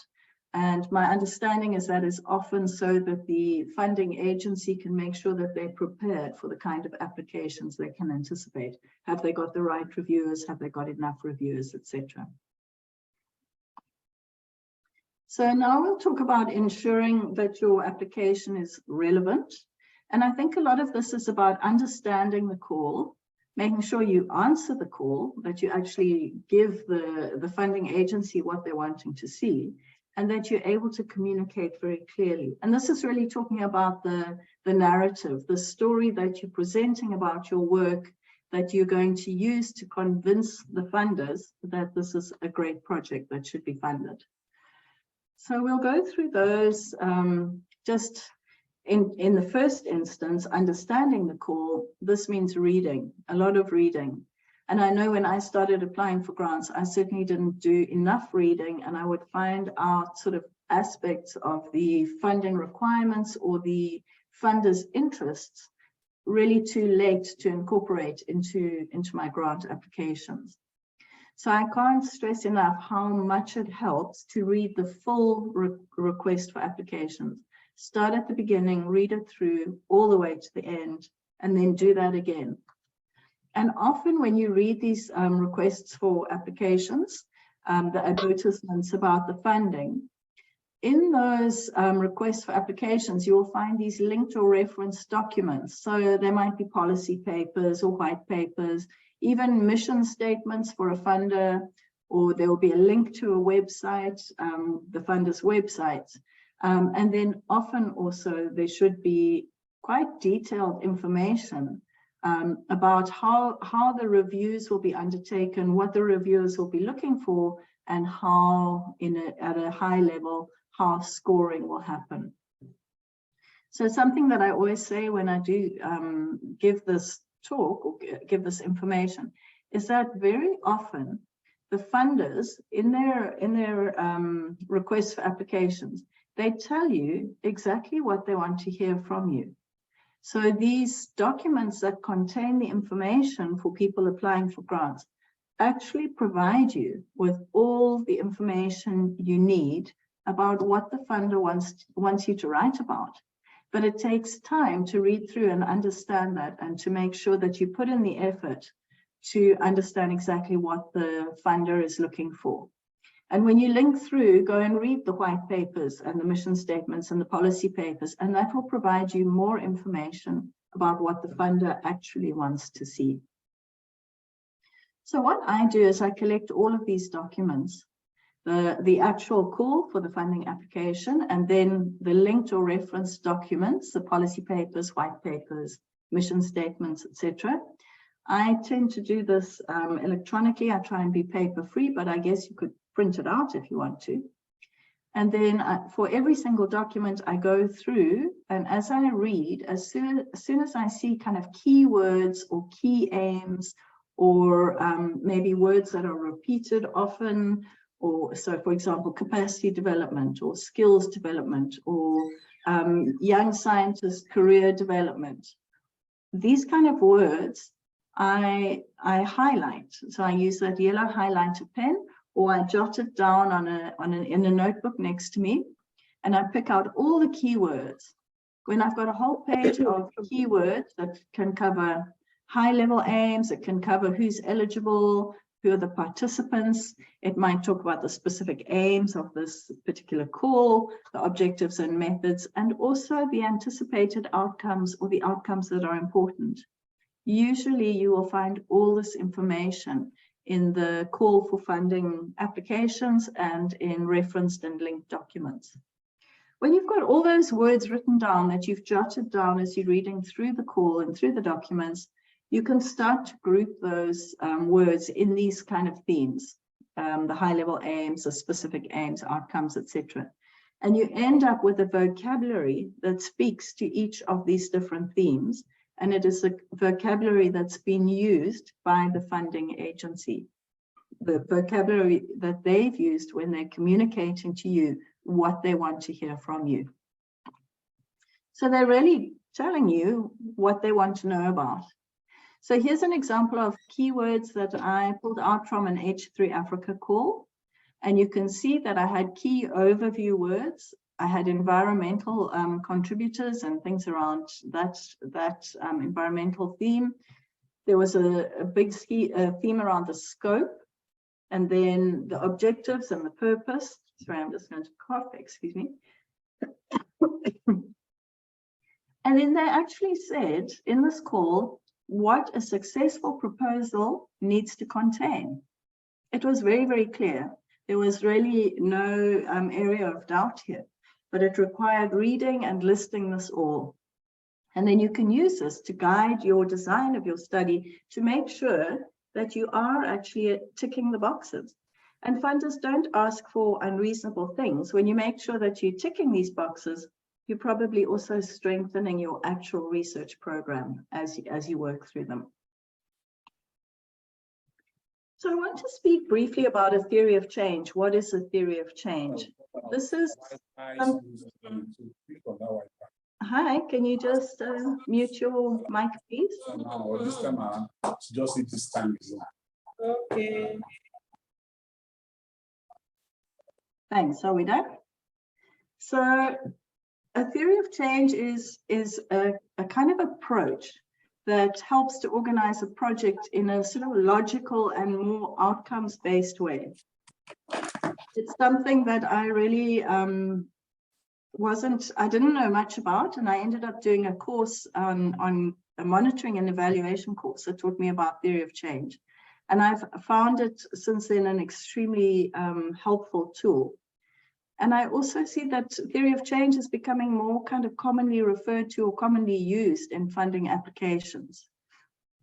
Oh, sorry, I see here some words that came through from my other slide that weren't meant to be here. So I wanted to talk a little bit more about a theory of change and show you what a theory of change might look like. But I also want to be clear that there's no way that I can tell you in this hour's lecture how to put together a theory of change. I can give you an idea of what it looks like, and I can recommend that you go and read more about a theory of change. And at least maybe from this 1-minute slide, when you read something that says the theory of change would be helpful, at least you know what we're talking about. So on the right here, I've got a picture which is the theory of change.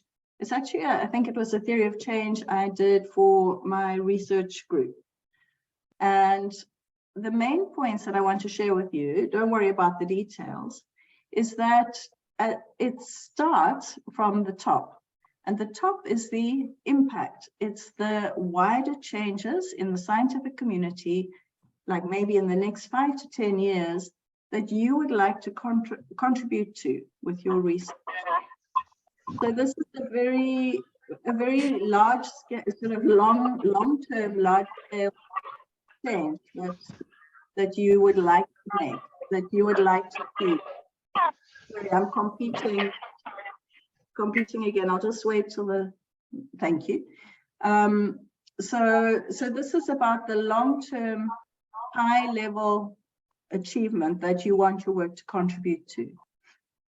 So that's right at the top there in the pink. The medium-term outcomes, these are the changes in knowledge, beliefs, and attitudes that you wish to achieve with your program. And you can see that the medium-term outcomes need to directly be able to drive the change, the impact that you're aiming for, the long-term impact. So I hope you're able to follow this. I don't know that you... Please, can you mute your mics? I don't know if you can see the medium-term outcomes are in orange. They're the second layer from the top. In yellow, we've got the short-term outcomes. So the short-term outcomes are changes in capacity and systems knowledge and awareness that you achieve through your work. The outputs are the things that are produced. Those are in green, sort of towards the middle. The activities are the things that you're actually going to do. So the actual activities that you will undertake in order to produce these outputs. And then the inputs are the things that are needed in order for you to be able to do the activities. So constructing a theory of change for a project is a very powerful way of ensuring that you have identified what is the long-term impact that you want to achieve with your work. And what is the logical flow that allows you to have inputs, you recognize what inputs you need that allow you to do specific activities. How do those specific activities relate in terms of generating specific outputs? What are you going to make? What are you going to have to show at the end of the activities? And importantly, how do those outputs lead to having the particular outcomes that you want in the short term, in the medium term, and then the long-term outcomes, which are your impact at a wider scale. And once you've spent some time working out how all these pieces relate to each other, you should come up with a logical flow that shows you, when you're doing an activity down here in the blue section, what is the output it'll produce, and how does that lead to specific outcomes? It gives you a logical framework that helps you to focus on which pieces of work fit where and why you're doing them. This is what a theory of change looks like. And I think it's a very useful way to organize your thinking, to do a brainstorm and to build a theory of change for your project before you start writing. It will really help you to focus on what you're actually trying to achieve and what are the pathways that you want to do to achieve that. And I'd also add there that there are a lot of resources online that can help you a lot to learn more about building a theory of change. There are lots of courses, there are lots of resources, you can read around it. It's something that I wasn't convinced by until I learned how to do it, and I really haven't looked back, and I highly, highly recommend it. So let's talk about getting writing, because now you have your ideas, you've worked out what is the logical flow, what do you want to do, and why do you want to do it. But now you've actually got to start writing. So normally there are online application forms or even a guide as to what your application should look like. These have word limits, and you need to review the entire form before you start writing. So you need to look at every single page. And just a tip that sometimes with online forms, I've noticed that there isn't a word limit until you start typing in the box, and then you see the number of characters left that pops up. And these word limits are very helpful to give you a guide about how much detail the funders are looking for. If you've got 150 words, this is going to be quite high level. If you have 15,000 words, well, I've never seen that, or 1,500 words, this is a very, very detailed piece of text where there's going to be a lot of, it's going to be very information rich. So use your word counts to help guide you how much you're going to write. And then if you can't see a word limit, I've just realized often when you click in the box, that's when you discover what the word limit is. So go through the whole application form online or in paper, whatever format it is, and check every single box, every single section, and then also check, of course, for these things like institutional letters of support. So you know what you're in for and how to spread your time to make sure you get everything done. So there's a thing that I've also discovered, that there are many surprisingly time-consuming non-research, not direct research sections, and they often come at the end of applications, and you shouldn't leave them till the last minute. So some of these will be sort of information about your institutional capacity, and it's a very like innocent little sentence towards the end of your application. It says, you know, what's the institutional capacity for XYZ? And you discover that that's going to be an enormous fact-seeking process that is going to take you to 5 different departments at your university, and it's going to take forever. So check every single field before you even start writing, and make sure you identify which are going to be the big time consumers, and get them going fast. Always respect the word count and the page limit. Don't even go one word over. Number one, your words might be cut off if they're too many. And number two, it's just a bit disrespectful when a funder's made very clear how many words they're looking for, and you completely disregard that. And also check very carefully the requirements for formatting and presentation, especially if you're writing it in a Word document or submitting as a PDF. Check the margins that are allowed, check the line spacing and the text size and the text type, the font, and make sure that you stick with those. Because the funders and the reviewers are like, it's likely not to make it to review if you haven't respected those rules. So really make sure that you get those details right, and that you understand them up front, so you can write the correct document from the beginning and you don't have to try and fix it later. And then always have your writing reviewed by, I say here, a nitpicking, fussy, retentive first language colleague. unless you are that person, and that person is me. I'm really, really fussy about writing, but I also do reviewing, and I notice if the comma's in the wrong place. I notice if the capitalization isn't standardized throughout the document. I notice if the font changes, and I notice if punctuation is incorrect or there's spelling errors. And I find it annoying. It distracts from the message that's in the document, and it makes me think about punctuation and grammar instead of thinking about the science. So I really recommend making sure that you have good time set aside to get a very clean document, very well presented and very professional looking. And then, of course, save your application, save it as you're working many times, many places. I prefer to work offline, even when there's an online portal where you're submitting things. I prefer to work offline with a copy of the online form until the end, and then I copy it all in. But this is a personal preference. However you prefer to work, make sure you've got good backup and good saving plans, and that you don't lose your work.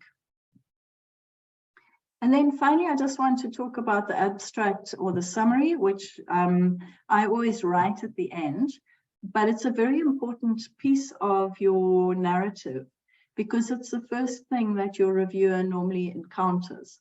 So you need to take a lot of time. Oh, no, sorry, I've got more. I'll come back to it and give you some more detail. Yeah, so we'll come back to writing your abstract and your summary. I just want to give you a plan here for how to do aims, objectives, and then activities, or they're sometimes called methods, because I know this can be very confusing. I just want to say again, this is my approach, and other people may have slightly different ways of doing aims and objectives, and that's also fine.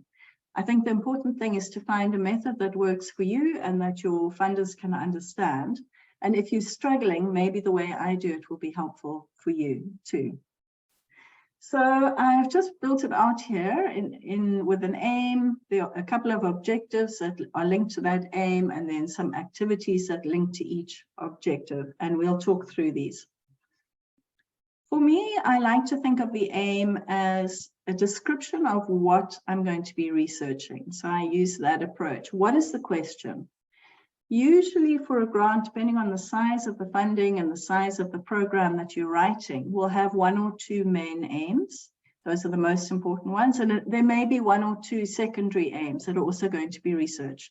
But you wouldn't, for example, normally have 10 aims or 15 aims unless you're building some enormous network. But I think that's unlikely. So expect to have one or two main aims and maybe one or two secondary aims. To help work out what your aim is, I propose that you formulate the aim as a question in simple language just for yourself. A very specific question, not one that's kind of in elaborate language or has ambiguities. And I would take your time and review that question many times. And you can develop several related questions. Each one might form one aim that together build a cohesive story, but try out different questions relating to your project and try different ways of framing what you want to ask. And from the question, you're going to be able to formulate an hypothesis. So this is what you want to test. You want to test the question. My hypothesis is that, and it relates to this question that you've managed to lock down. So I've got an example here to show you how you can have these slightly different questions that all relate to the same project and the same general area of research. So I've gone back into my example of genetic factors that underlie lupus in South African patients. It's an autoimmune disease. So here are some of the possible questions I came up with when I was thinking of different kinds of questions or how to frame my questions. Are there genetic variants that can affect whether someone is particularly susceptible to lupus? Are there genetic variants that can affect whether someone will actually develop lupus? Are there genetic variants that can determine how severe the lupus is? Are there genetic variants that determine how people respond to the treatment in lupus? And is there a difference between the variants in African patients when they're compared to the known variants in, for example, Caucasian patients? So you can see that all of these questions are related to genetic factors underlying lupus in South African patients. But I've tried out various types of questions because I'm trying to work out which is the one that fits the research I want to do, which is the most accurate. And then I'm going to select the specific questions out of this list that I want to develop for my project. So in this case, I've picked this one. Are there genetic variants that can affect whether someone will develop symptomatic lupus? But you might pick 2 questions and they would each make an aim, for example. And you can then use that to formulate the hypothesis if you want to state a specific hypothesis. In this case, in South African patients, there are genetic factors that are associated with developing lupus. That would be the hypothesis. And you can see that it relates to my more sort of general language kind of way of asking the same question. So once you've locked down an aim, and as I say, you might have several aims, but we're just going with an example here of one aim, the specific question you want to answer. The next point is to look at your objectives. And I think of this as, how are you going to answer the question? What are the things you're going to do in order to answer that question? So for this particular question that we picked, how will the question be answered? I've got an example here. We're going to conduct a case control study of people with lupus compared to those without. We're going to use exome sequencing to compare genetic variants in cases and controls. We're going to use Sanger sequencing to confirm the genetic variants identified through that exome sequencing. And we're going to do some pathway analysis to try and propose some regulatory mechanisms. These are the things we're going to do that we believe will help us answer this question. And then finally, the activities. For each objective, we're going to have a series of activities, and these are going to tell us where, when, who. How we're going to unpack the actual steps that will be taken in order to do these things. So we're going to break down the things we're going to do, and we're going to make the recipe book of how that's going to happen, when it's going to happen, and who's going to do it. And those will be the detailed methods. And each objective will have possibly several activities or several methods that relate to that objective. But I hope you can see there's a hierarchical and logical structure here that can help you build up some 1 or 2 specific aims, and for each aim, a couple of objectives, and then the detail about how you're going to make those objectives realized, how you're going to take them forward. And those will be your methods or activities. So here, when you're describing your methods, I just want to raise the point of study design, because I know in biological or life sciences, we're not very good at identifying our study design. So state your study design with the correct terminology. Case control, is it a case control study? Is it a cohort or a cross-sectional study? Is it retrospective? Is it prospective, inductive, or deductive? And you can always ask an epidemiologist or statistician for help with identifying your study design and describing it accurately. And this makes it so much easier for your reviewer to actually know what you're planning to do. It gives them an immediate insight into how this project's going to look on the ground. And I've also got, at the end, I've got a link to some online courses of mine, and you can find a lecture there which describes some of the basic types of study design. So I'll have that link for you on the last slide, and you'll be able to go and have a look if you'd like to follow this further. But always ask an epidemiologist or statistician. Often in a funding application, you'll be required to provide a sample size and statistics. So if you really are taking a sample, make sure you do calculate the sample size, or if you have a sample, what's the statistical power? Describe your sampling framework. How did you choose the sample? Talk about the possibility of sampling bias, and describe the statistical tests you're going to be using in your analysis. And again, I really recommend that you can always ask an epidemiologist or statistician to go through this with you and help you to design your study design properly, to have an appropriate sample size that's large enough if you are doing sampling, and that you have the right understanding of your statistical analysis plan so you can communicate it very clearly.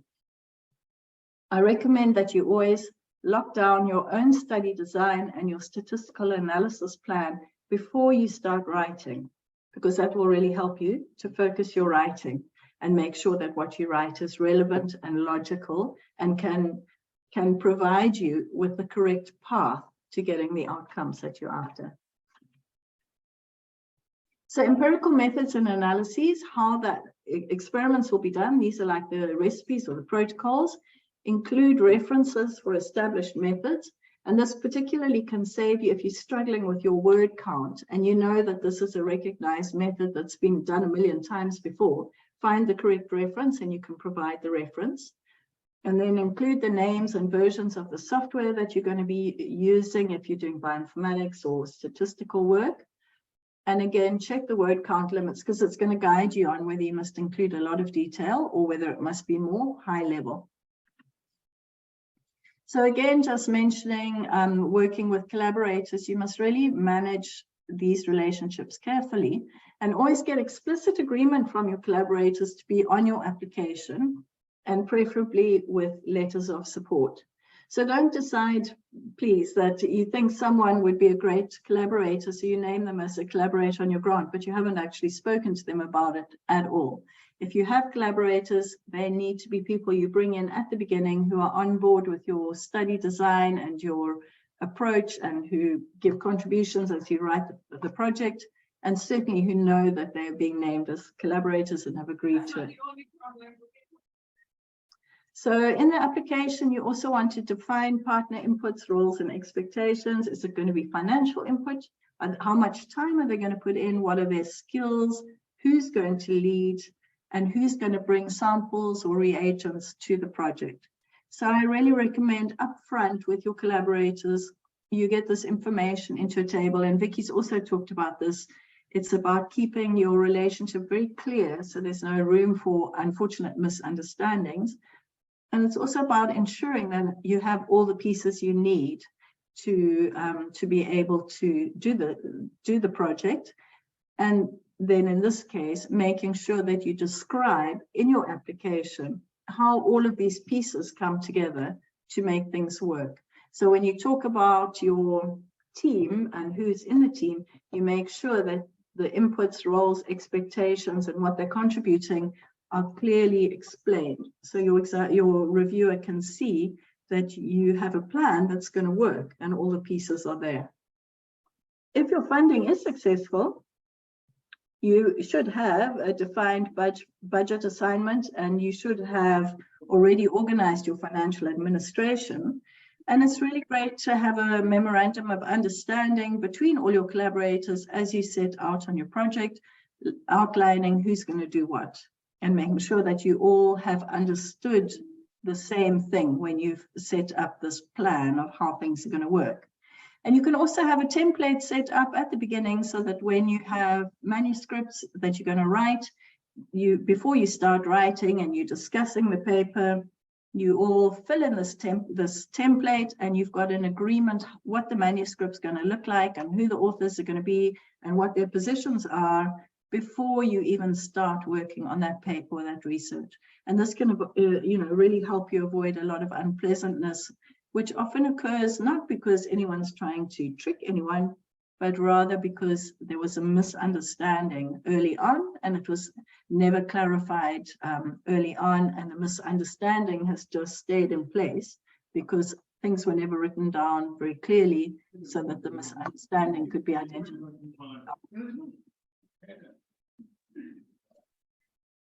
So just a note about how your methods and how the objectives will be undertaken.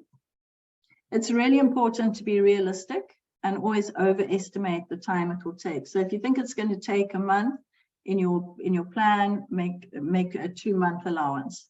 Use specific aims, objectives, and activities to structure your timeline. We'll talk about a Gantt chart in a minute. And then remember to budget time for non-research activities. So ethics approvals, I would normally put in about 3 months in my time frames.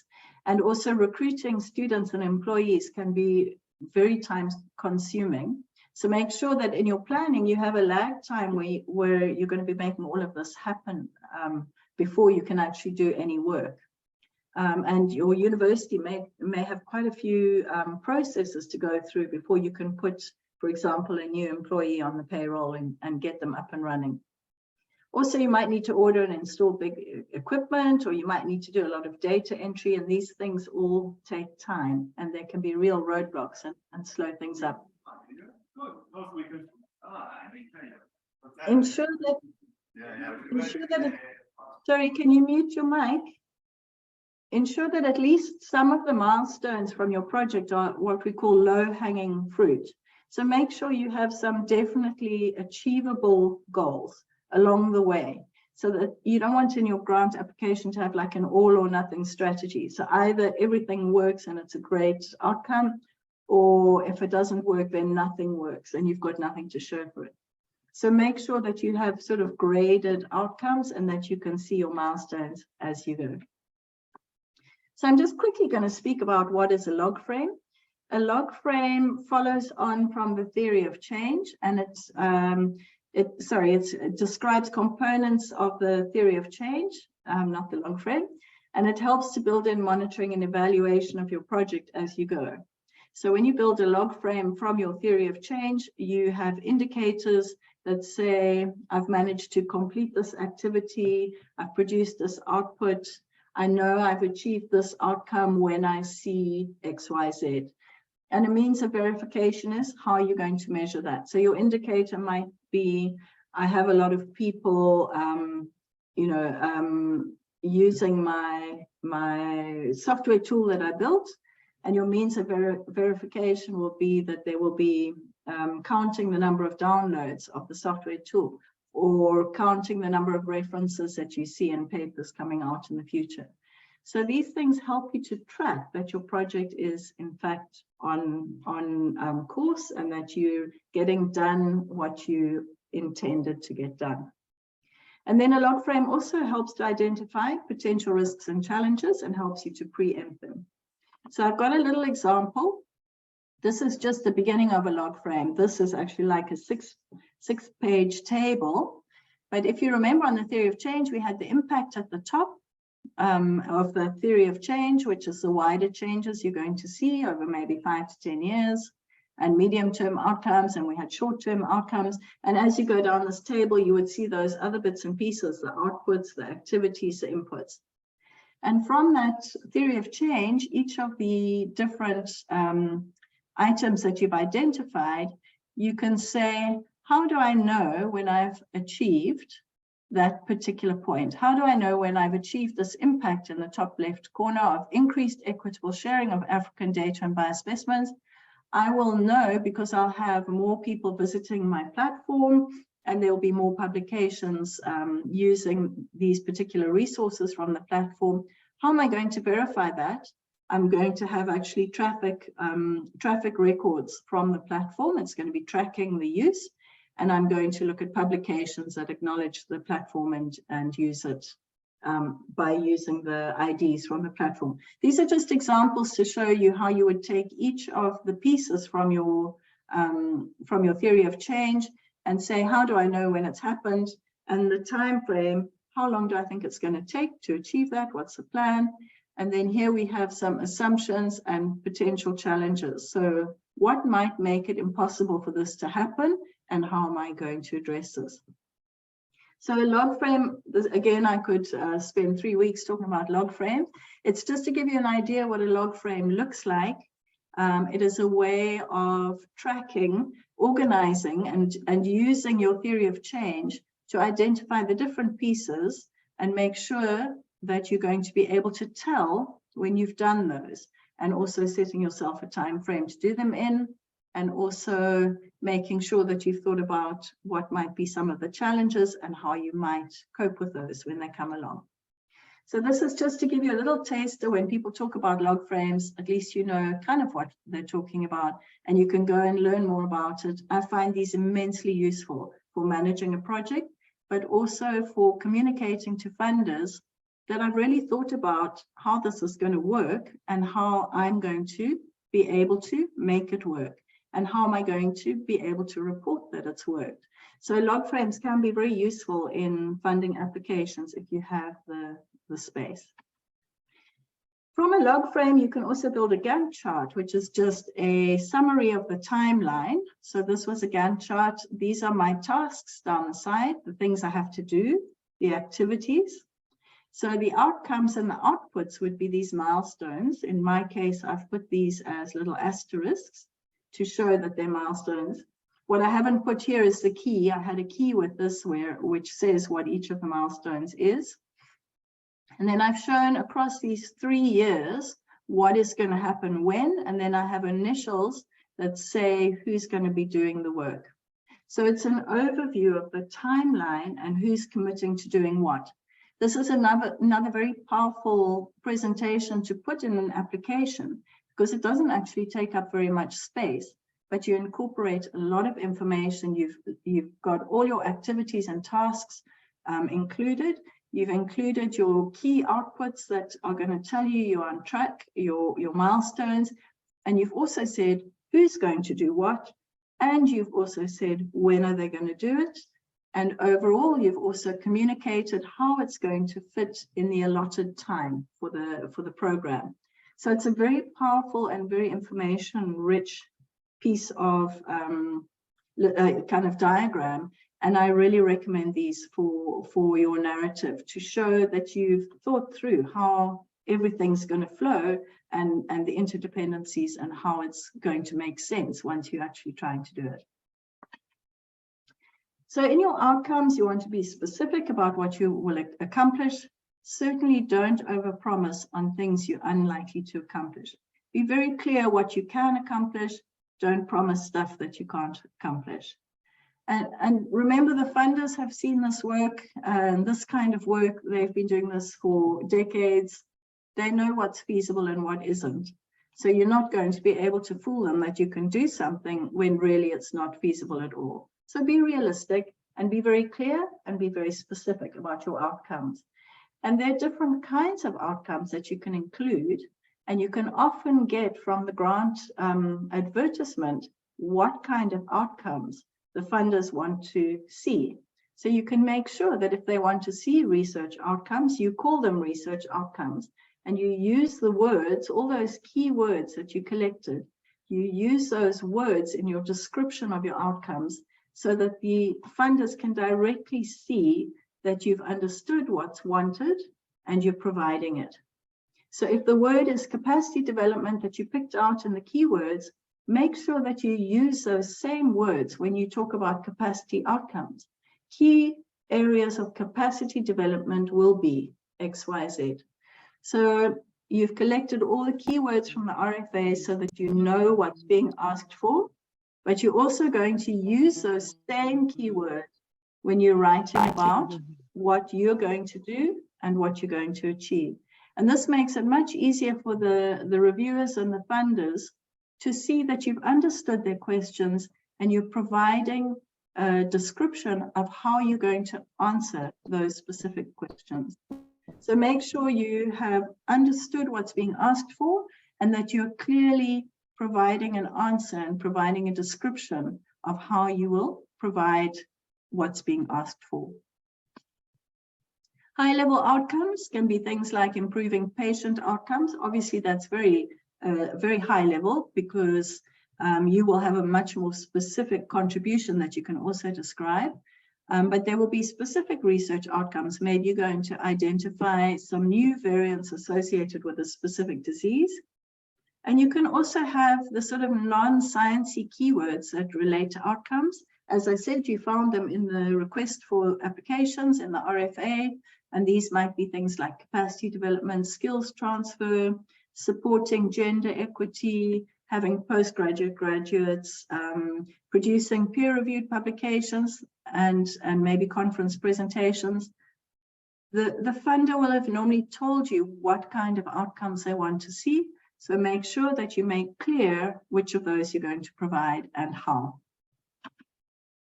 So here we're going to talk very briefly about the abstract, the summary, and the overview, just to wrap up. So in your abstract or your summary, whatever's required from the funder, however they request that you give the synopsis of what you're planning, make sure that you reuse the same key phrases that appear in the request for applications, in the funder's advertisement.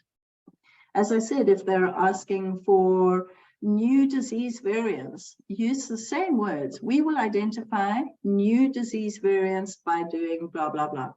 So use the exact words, and this helps the funders see that you've understood the brief and you've answered it.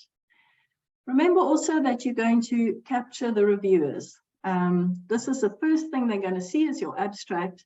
So you want to show them very clearly that you've understood what's required and you've answered it. You need a statement of the problem in just a few lines. What is the problem? Why must it be addressed? And you need to describe the niche. The niche, by the niche, I mean, what is the gap in our current knowledge that exists? So we know certain things, but here's a piece that we still don't know. And then you're going to talk about how this particular research project that you're addressing is going to occupy that niche. It's going to answer that particular unknown question. Then you also in your abstract use a few lines to summarize the methods you're going to use. You're going to do a genome-wide association study. You're going to do a case control study. This is a longitudinal cohort study that will answer the question of blah, blah, blah. And then finally, what are the outcomes that will be achieved by this project? And this is all going into your abstract or your summary. And I like to list the anticipated outcomes very explicitly. So I make a list at the end of my abstract. Anticipated outcomes include, you can start with the specific ones, the very specific scientific achievements you're going to realize. And then you can go into the maybe less sciencey, more training or capacity and going up to the higher level outcomes. But I think personally, I believe that listing your outcomes very clearly at the end of your abstract helps the reviewer and the funder see exactly how you think that your project is going to answer the questions that they've raised. So I also just want to mention here, I think this is my last slide, yes, that I've touched on many things. I know it's been quite a canter through this, the speedy dash through this material. I just wanted to point out to you that I do have some recorded lectures. The one that I think might be useful for you when you're writing your grant applications is the lecture on writing an introduction. It's a recorded lecture that you can find on my Google Drive. You're very welcome to access it and to download it. Some more on defining your aims and objectives is recorded there. And there's also an intro to study design that might be useful to you. So please feel free to capture this. I'll leave it up for a little bit longer. And if there's anything else on that drive of teaching material that you find useful, of course, please feel free. You're very, very welcome to use it and distribute it further. And there's a Creative Commons license that allows you to share it more widely, just attributing me and not making changes to the material. Please feel free to access it. So thank you. I know it was quite a lot of me talking, but I'm hoping that we've got some fun questions and we're going to go over to those now. Thanks.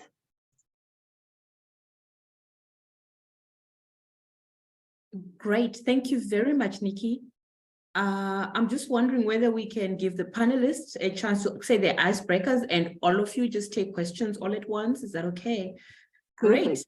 So I think I'll give like 3 minutes to Professor Scott, who's online already, and he will be followed by Prof. Michelle Ramsay, and then she will be followed by Dr. Alice Matimba.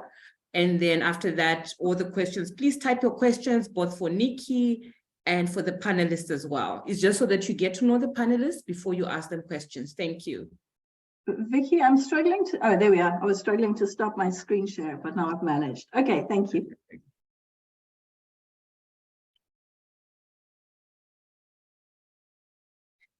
Great. Welcome, Scott. Scott is an ExCo member of the African Society of Human Genetics. I think he's been there right from the start.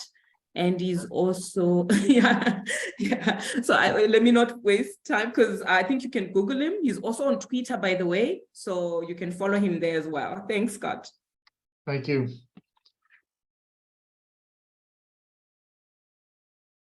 So what format do you want to use, Vicky, for this? Oh, no, you can just tell us your few tips of, what makes a really good grant. And just for 3 minutes, it's an icebreaker. And then after that, people will ask questions for all the panelists. After you, Alice will come in and then Michelle will be last. Just 3 minutes of just briefly saying your experiences, and then there'll be an open discussion. Thank you. Okay, well, the first thing is I wish I knew when I was writing a grant what makes a good grant, because the reviewers don't often agree. But I think one of the things, and Nikki gave a lot of really good pointers in how to structurally organize a grant. But at the end of the day, what you really are up against, or what you really are presenting, is your ideas to a panel of reviewers. And one of the things that I think, obviously, it has to be innovative. It has to have the potential for really being a game changer. I think is often the way people view grants. But what I'd like to say is that when you're writing a grant, you have to remember who your audience is. Obviously, it's the people who ultimately make the funding decisions, but oftentimes it's a review panel. And most of my experiences with the U.S. National Institutes of Health, although I have submitted grants to UK and Canadian agencies, so I've reviewed for global. So I think the first thing to remember, which is absolutely essential, which most young people do not know, is that the reviewers of your grants are not often as expert in the field as you assume they are. They're smart, they're good scientists, but they may not be right on top of your field. In fact, they rarely are. So what you need to do is you need to understand that when you're writing the science, and I'm going to emphasize that, you're writing it to what I like to call an ignorant but an intelligent audience. So part of it is to actually impart to the reviewer the importance of the topic, the significance if it works, and enough detail, and it depends on what agency and what country. Some countries require more detail than others. When I started this game, the NIH grants are 25 pages long of science, and there are a lot of detail. There's less detail now. A lot of other agencies globally require a lot less detail. But the point is that you need to educate the reviewer with respect to your scientific questions. And I think that's something that we really need to kind of undertake. And oftentimes, especially junior people think, well, this is obvious to people in the field. But, as someone who's sat on review panels for a long time, the review panel is not always someone in the field. So you have to really be comfortable educating them. So that, I think, is the single most important thing that we need to kind of figure out. And then, Nikki pointed out, if there's a call for funding, you have to address it. A lot of the grants I write are what we call it investigator initiated, and therefore we generate the idea, and there's just a generic call for grants to NIH. So I think that's the major point. And I think, from the perspective of a reader, which you have to be cognizant of, is, the aims page, your aims, objectives. In NIH grants and a lot of other grants, there's a very brief one page. Sometimes you call it an abstract. That has to be impeccable, because that will shape how the rest of the grant is read. Because that is, as Nikki pointed out, that is the first thing the reviewers see. And if they are not excited after reading your general 30,000-foot objectives, it doesn't matter as much what the details are.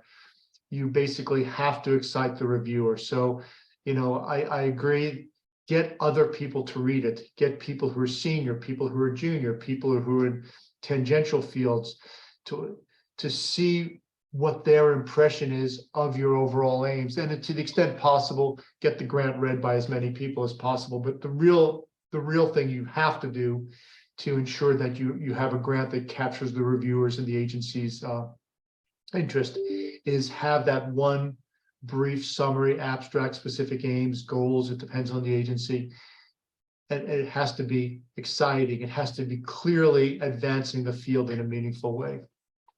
I think I'll stop there because Nicky covered a lot of the structural stuff, but I think that the science is something that, as I said, people, especially junior people, almost always assume that the people who are reviewing and reading their grants know more than they do, and that's rarely the case with respect to the topic of the grant. Fantastic. Thank you so much, Scott. I think we'll move over to Alice to quickly say her icebreaker.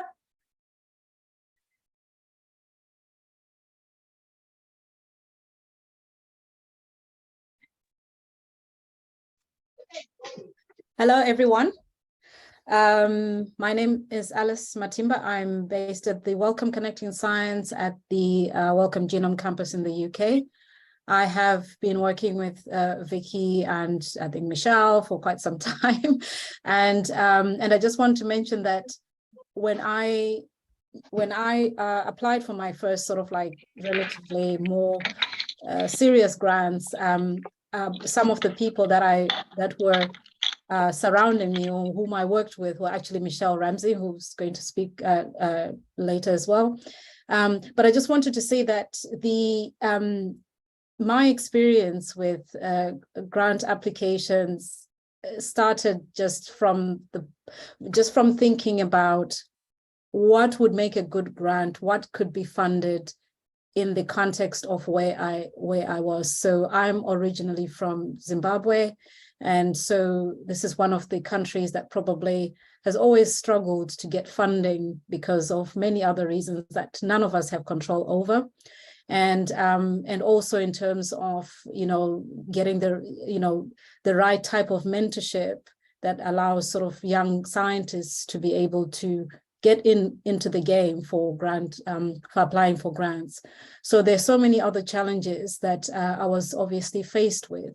But I think that if you're starting out, it's just thinking about whom do you think you could work with. My success story is that I found my biggest fans. So always look for your biggest fans who will encourage you and help you and pull you through the whole process. But what's also really important is actually to understand what the grants want, what's needed for those grants. And you need to do that by reading the grant call and the instructions over and over again. Make a list of things that you need, things that you need to know, and make sure that you understand what everything means. Be ignorant about this. So don't go in thinking, well, you kind of understand, you think you understand. But like Scott says, that the people that are on the other side are probably not as invested as you are in that idea. So it's really important to look at what is the real requirement, what is the main goal or objective of that particular call, and make sure you understand it, run it past people. I don't know, sometimes they have sessions about how to apply for that particular grant. So don't go in ignorant, don't go in thinking you know what is needed, because you probably, only know half of it. There are also other things behind that are unwritten, sort of, that might need to be looked at. So people that are experienced in that might be able to tell you a little bit, give you more information about how you can shape your grant. And then, of course, it's always important to see whether you need to look for people that complement your knowledge, that complement your skills and your expertise. I'm all for multidisciplinary working with other scientists, and don't get intimidated, whereby sometimes you think that certain whatever your ideas always need a very experienced person or a big professor. Nothing against that, but they can also be very busy, and they're probably quite busy with their grants as well. So finding other peers, some other scientists that are also trying to understand this and working through this together can give you a lot of learning as well, because then you have people that you can bounce ideas on who have the time and who are also quite available. So I'll leave it at that, because I think there'll be a chance to ask questions following this. So that's it from me. Thank you. Great, thank you so much, Alice. I think we will introduce Professor Michelle Ramsay. And I mean, Alice has already indicated her support that you got from Michelle. So great, Michelle. Hello, everybody. And just to say, I'm speaking to you from Johannesburg. Lovely summer's day here. It's really lovely hearing the reflections from Scott and from Alice. And, you know, these are such sensible ways of looking at things. So I thought I would just sort of in the icebreaker, just address 4 points, which some of them have already been addressed. But the very first thing for me with the grant is really the research question. Do you have a good question? And have you thought it through? Because I think so often, you know, people get sort of down the writing journey, and then suddenly they realize that there's a flaw in their theory or their question. So I would encourage those of you who are planning to do grants to speak to people about your ideas and make sure that you are very clear about your idea and the approach that you want to take.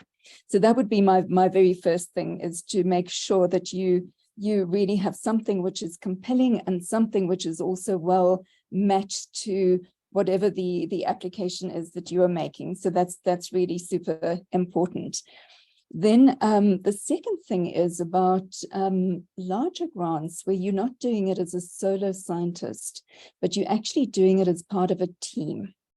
And this is something that Alice did address. And I think choosing collaborators for science projects is one of the hardest things to do, because there's so many things that make a good collaborator or make a really challenging collaborator. So it's always good to partner with people that you know, but what is really important is also to make sure that the people that you partner with have complementary skills, because if you have people who are all doing the same thing, then it becomes a competition rather than a synergy and working together for a common goal. So I think, you know, look very carefully for partners. I love that Alice was saying multidisciplinary research, because that is a lot of what we do. But of course, it depends on how large the grant is. If it's a very small grant, it may only be you and a mentor or or a partner. But if it's a large grant, you often end up having partners who are in other institutions, sometimes in other countries, and that makes it pretty complicated. So that's the second part. And then the third part is something that Nicky mentioned earlier, and that is don't overpromise. I think often people think that they have to have all these exciting, enormous ideas because that is what's going to grab the reviewer. And Scott was talking about, you know, how, you know, think about the reviewer in your head when you're planning this. So you mustn't overpromise, but what you have to do is to make your case very compelling. And your excitement for the research question should actually shine through in that abstract right at the beginning, when you do the position statement to say, why should this research be done? Why is it important? And if it's not important to you, you're not going to get that message to the people who are reviewing your grant. So I would say that that's really very important. And linked to that third point about don't overpromise is also look very carefully at the budget envelope and then think very carefully about what can actually be done given that funding. Because I think often with young researchers, you know, $25,000 sounds like so much, and you think you can do the earth and you can include all these people on your grant, but it's not going to go that far. And then you have to think, you know, does your institution need overheads? Do you need somebody to help you with the grant, like a younger research assistant or some funding for a student? So really look at the budget and the envelope and plan accordingly when you promise. And then the last thing ties up with something that Scott said as well, which is once you've written your grant, let it rest a little for a day or two or a weekend, and then read it again and see if it's making as much sense to you again, but also get other people to read it and help you, sort of work through the issues that are a little bit more complicated or not very clear. Because sometimes something which is like 110% clear to you is not clear to a reviewer or to somebody else who reads it. So getting your peers to actually read your grant applications and give you critical feedback is really very important. So I'm going to leave it at that. And I think we're going into the next phase now, Vicky. Questions and answers. Yes, definitely. Thank you so much, Michelle. I'm not sure, Nicky, Tiffin. I'm here. Fantastic, yeah. Fantastic, great. So I think one of the questions that has come up is, can one obtain grants from different sources for the same study? Right, so I was wondering if one of our funders in the room might want to answer that. Is Jennifer still in the room? Because I do think that that is quite a specific question for funders. But otherwise I'll jump in. So one can't have multiple sources to fund exactly the same project. That wouldn't be well viewed, I don't think. Certainly not in my experience or my understanding. But I think that it's possible to have a project, and with all your research projects, you should be thinking not only about what am I doing now, what am I trying to build right now, but also what am I planning to do next. And there's a way to have different pieces of the project that maybe are funded from different sources, and that might be appropriate. But let me hand over to the panelists. So I don't know, panelists, will you raise a hand if you want to jump in so I can just help? Yes, Scott, over to you. Yeah, so actually to have exactly the same project funded, it's unethical to do that. However, as Nicky pointed out, you run into a line where oftentimes projects are very related, and let's assume, Nicky was saying keeping a single grant to 2, 3 or so aims. You may have aims that interdigitate, that different grants support different aims, even though they are tied to the same overall project. That's fine as long as but having the same aim funded from multiple sources is not, if it gets found out, it would not go over very well with the funding agencies, I think is a fair way of putting it. But it is unethical, but oftentimes, and you say, well, we have this large project, we have all this stuff we're doing, this part is funded by this grant, this part is funded by that grant, and they talk to each other. And sometimes you can actually write that into grants if in fact you're looking at that kind of structure. Thanks, Scott. Does anyone want to add any more? Shall we move on to another question? I think that was a very comprehensive answer. Vicky, shall I just jump in here on the chat? Or how do you want to manage the questions?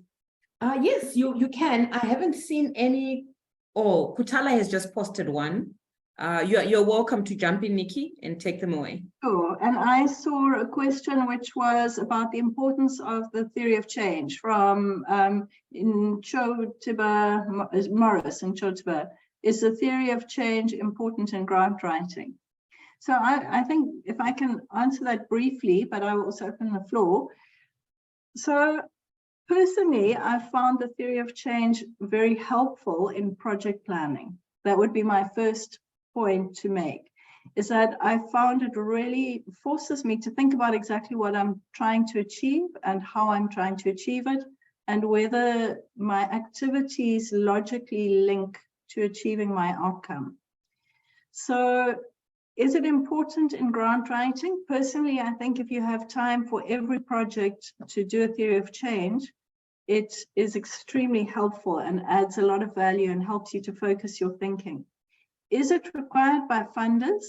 I've never been asked specifically for a theory of change, but I have done applications that essentially guide you to building a log frame, as it were. They just don't necessarily call it that. And a log frame follows directly on from a theory of change. So I do believe that understanding theory of change and log frames will help you understand sometimes what particular funders are actually after and what they're looking for. So can I open that to the floor? Would anyone else like to comment on that? So I think, I mean, I've never thought about it this way before, but I think that, you know, the issue is whether it's explicitly put that way in a grant or not. If you think about your proposal in light of those issues, it will sharpen your grant. And I think that's really a critical feature, is that it kind of, you know, the way I look at it is, you know, what are the gaps and how will my grant fill the gaps? But a lot of that is very similar. But I think that you need some mechanism to help you focus and your own thinking before you put the pen to paper or your hands to the keyboard, so that you actually know where you're going. So I can add just a personal note. So I did an 8-week course on monitoring and evaluation where we learned about theory of change and log frames and Gantt charts and a whole lot of other things. And I went in an absolute skeptic. I was convinced that this was a whole lot of management speak and that I was probably wasting my time and that it would be a useful kind of CVable thing, but I was convinced I would find nothing of value in that. And I came out a complete convert. I had to throw away all my preconceptions and I found it incredibly valuable. So just from my own experience, I would advise people to give it a go and to engage with theory of change and log frames. Speaking from my own previously very skeptical position, I've become a bit of a theory of change evangelist. Great, and then I just hear some more questions. As young researchers, it's always difficult to choose collaborators in order to come up with a solid, good proposal for a grant. What should you look for when you choose collaborators that might not be unsuccessful? So I'll put in one bid, and then I'll hand over to the panelists and they can each add. So my bid is ask around, try and find other people who've worked with those scientists and ask them what their experience was. And I think people's reputations will tell you a lot. So that will be my first point, and then I'm going to pass the baton on. Who would like to go next? Michelle. Thanks, Nikki. And I think it's a great question about, you know, what makes a good collaborator and how do you choose one? And, you know, I think often it depends on where you are in your career. And I love that Alice was saying, you know, she chose her biggest fans. And I think what is really important when you're a young researcher is to have a mentor who really has your best interest at heart, because they're the ones who are going to open doors for you and put you in touch with collaborators. I think, you know, going cold to somebody is a sort of a very risky thing to do. Like if you don't know somebody who can sort of recommend somebody, you can get yourself into real deep water. So, you know, I would suggest that before you know, sort of say you want a collaboration, start off by saying to somebody, can we meet? Can we have a Zoom and just discuss a few ideas? You know, I'd be really interested in hearing your views and, you know, sort of see if there's also chemistry, because I think collaboration is also about, you know, whether you talk the same language and you can, you know, sort of energize one another in terms of, you know, getting excited about the science. So I think choosing the right collaborator is really tricky and important, and it's important to spend time doing that. But if you're at the beginning of your career, make sure that you just, you know, have a mentor to help you through that before you commit yourself, because committing yourself to the wrong collaborator can be 3 years of pain. And you want to avoid that. I'll hand over now to Alice. Yeah, so yeah, I'll just, you know, continue with that on that note that yes, it can be quite hard to just know whether somebody would be a good collaborator or not.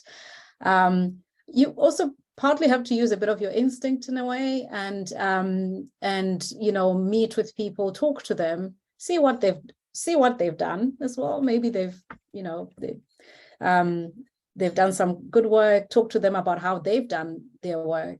But it's also really important that if you then decide that somebody, you know, is good enough collaborator, that you have clarity as to what each other's role is going to be, so that even if, you know, things, you know, the relationship is not so good, but at least there was clarity about what the different roles are. And so you can at least concentrate on the work, you know, on the work that needs to be done, and not concentrate on too much maybe on the relationship, maybe if things are not going so well, because things can go, you know, in any direction. But if there's clarity about what needs to be done, then it's also at that point that they're able to say whether they can do it or not, whether they have the time or even the skills. So that needs to be drawn up right from the beginning. And you sometimes, just by talking to people, like Michelle said, meet with them, you know, have conversation with them, you are able to assess, you know, sometimes, you know, body language and all those things really matter, and how they handle those kinds of conversations and discussions. So it's sort of like, you know, there's no right way or wrong way. Part of it has to do with feeling your way out and just exploring. Don't overcommit to people. Be very clear about what you want to do, and be very you know, principled about, you know, you want things done. If we're going to work together, this is how we're going to work. And if they can't do it, no hard feelings. I think there are always other people that you might be able to work with. So you don't have to feel that if somebody says no, that's a bad thing. They might just not be available. You might be able to work with them on another project. So yeah, so don't feel too hard beat if somebody can't work with you, but also don't feel like you have to work with somebody just because you've had that conversation with them, or you've sort of brought that idea on. You know, yeah, it can be hard because sometimes people can be very demanding, and yeah, but you just, yeah, I think those are some of the skills that you will learn with time. Thanks, Alice. Scott, do you want to add anything? I mean, I think there are a couple of things. The major thing is to do your homework. I mean, don't hire a private investigator to investigate the person, but you do have a mentor. Even if you're a junior person, you do have a dissertation committee. You do have people in your department. Find out what you can. I think that's absolutely essential. I wish, you know, I've done that. I mean, not all my collaborators are great collaborators either. And I've been doing this a long time. The other thing, which is something that I don't actually, but in principle, I don't like, but has utility, and this is kind of a follow-up to what Alice said, is when you're negotiating the process, sometimes I've known people, and I guess I've done it once or twice, you actually upfront negotiate the distribution of work and the distribution of credit. Some people like to do that in a signed document, some people do it in a handshake, but the point is that makes everything clear. Now, what I will say is you do that with the expectation that things will evolve and they may change, but at least you have a framework to start from. And I think that's very useful. I mean, especially if you've not worked with a person before, if it's someone you've worked with before and you know the relationship, it's not so essential. But, you know, that it's a useful tool to have in terms of, we agreed to this later, because it does minimize later conflict. And that is an almost unavoidable part of the job when you're collaborating. And you may also find, just adding to that, for larger collaborations that you have at your institution, you may indeed have an office or a research office or a technology transfer office that can help you navigate the bigger agreements that are required up front, just to follow on from what Scott's saying. So you may be able to reach out to your institution and ask for help navigating that space. And there will probably be someone who's able to assist you from your institution as well. Yeah. Well, certainly for grants, what we do is if there's a collaborator in another institution, there's a statement of work, and there was a signed off on by the institution. So that is formalized before we submit a grant. But, you know, even when I was thinking of something independent of that and how you navigate the personal relationships with the collaborator. But yes, Yeah. the other stuff is essential. Yeah, great, thank you. So Samson Kilaza says, as opposed to a full proposal, in summary, what can you comment on the content of the concept note, considering that it is not that much detailed? So I think it's a good question. My personal, I see Vicky's hand is up. Are we nearly out of time, Vicky? I just wanted to make a comment, but please do respond. No, you go ahead. Jump in. That's excellent. Please go ahead. No, the comment was actually to say, if we run out of time today, most of the speakers who are here in the panelist will be available at the AfSHG 2023 conference for you to see in person and to ask questions. And yeah, that's all I wanted to say just before I forget. That's marvelous. And I'll be at the Young Investigators Forum as well. I'm sure quite a few of us will be. So absolutely. So Vicky, what is our timing? Can we keep going through some questions? Yes, I think you can. We have a little bit of more time to. Okay, great. Thank you. So I will give a very brief answer to some of these, and I'm going to hand over to the panelists and they can answer the ones they choose. So the question about the concept note, my personal response would be that normally it's quite clear in the description of what's required. There should be some information about what is requested in the concept note, but you will have to be very, very focused in that concept note. The other thing I would say for a concept note is a good diagram. When you're short on words, a very well thought out diagram showing how your project comes together can be very helpful. So I'm going to just quickly say the question about early researchers who's not established yet to increase your chances. My tip there is start small.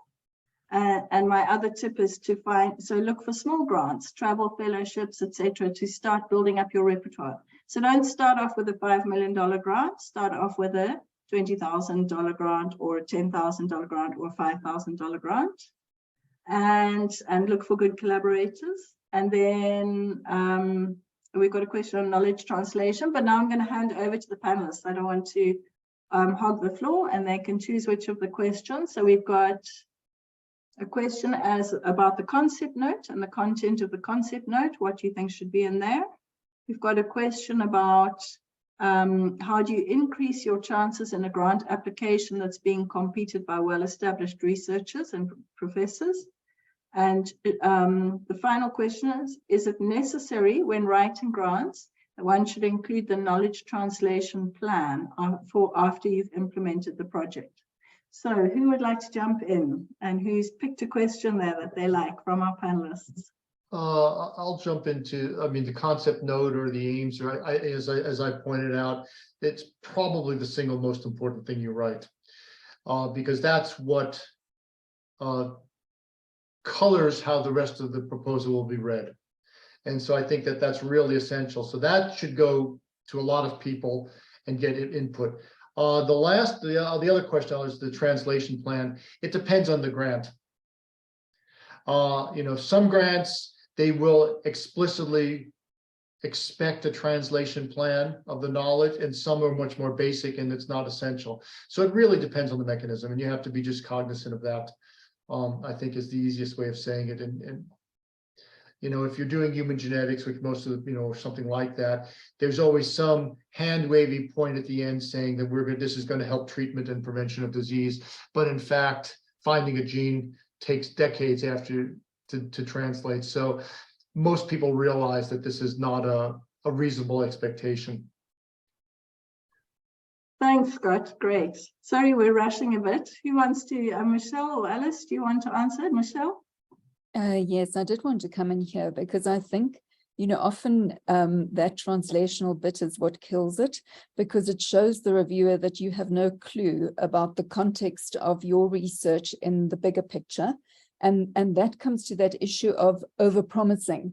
So if you say, you know, you're going to do this research and it's going to have this impact and you're going to translate it, if that's not appropriate, it could show the reviewer that you don't have the insight that is necessary. So be very careful when you think about that. But Scott is right that it does depend on, you know, what the grant is and what the aim of the grant is, whether you go into that translational space. And Nicky, I just wanted to briefly come back to the concept note again, because, you know, one of the roles of a concept note is to tell the funders what kind of reviewers they're going to need. But it's also an opportunity for the person applying for the grant to think about the team that they want to put together to actually do the research. And so spending time on, you know, putting the team together, getting clarity about what's going to happen and the question for a concept note is important, because that will set the tone then for what happens afterwards once the reviewer says, we want you to go through to a full proposal. So it is an opportunity to think about it a little bit earlier and not just leave it till the last minute. That's all from me. Great, thank you. Alice, do you have any extra comments that you want to add before we wrap up? Not particularly. I was actually just looking at, I don't know if that's been answered, the question about how does one establish themselves? Please feel free to also add a comment. Yeah, it's great to have lots of ideas.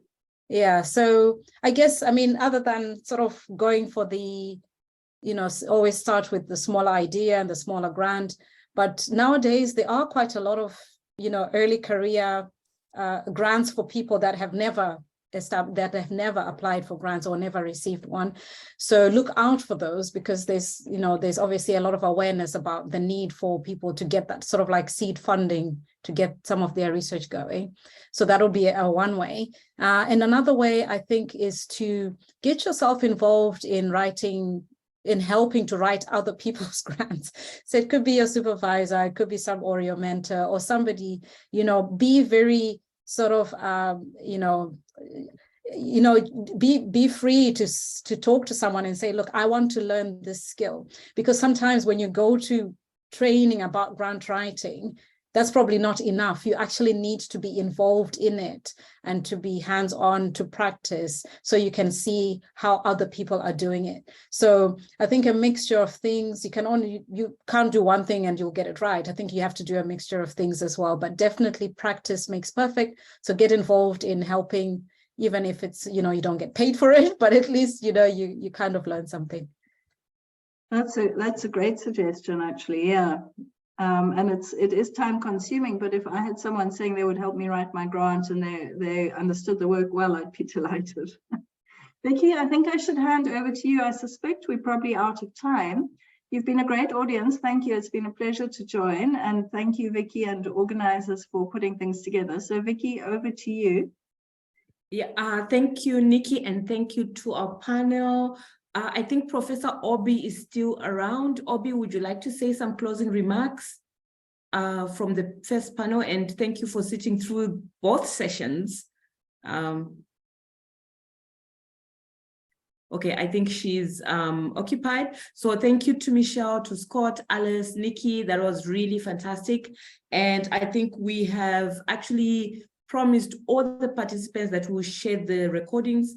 My email is quite busy because a lot of people signed up, but they couldn't attend due to competing, other engagements, but they would really love to have recordings of these discussions. I just want to highlight again, we highlighted this at the beginning, that the AfSHG 2023 conference is happening 22nd to the 26th.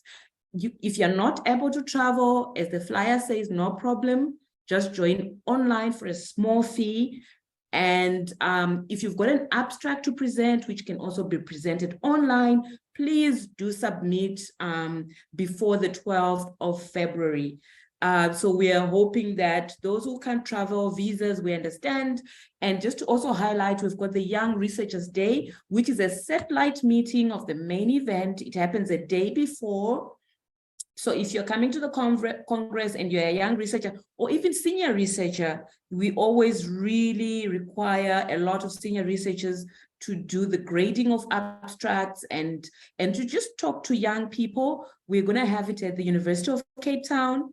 And also we're going to have a really big party at Moyo Restaurant in Kirstenbosch Gardens. So really looking forward to having everyone there. Thank you. And thank you very much to the panelists and for everyone for joining. It's a great pleasure. The last session is on the 15th. It will be a shorter session, which will be on budgeting. And I think that will be really useful, especially for people who've never written budgets before. We'll also provide some budget templates in our resources. Thank you very much. Bye-bye. And a big thank you. Yeah, big thank you to Wilson, who's been doing a lot of work behind the scenes, and Mario and Kita, the rest of the team was supporting us logistically behind the scenes. Thank you.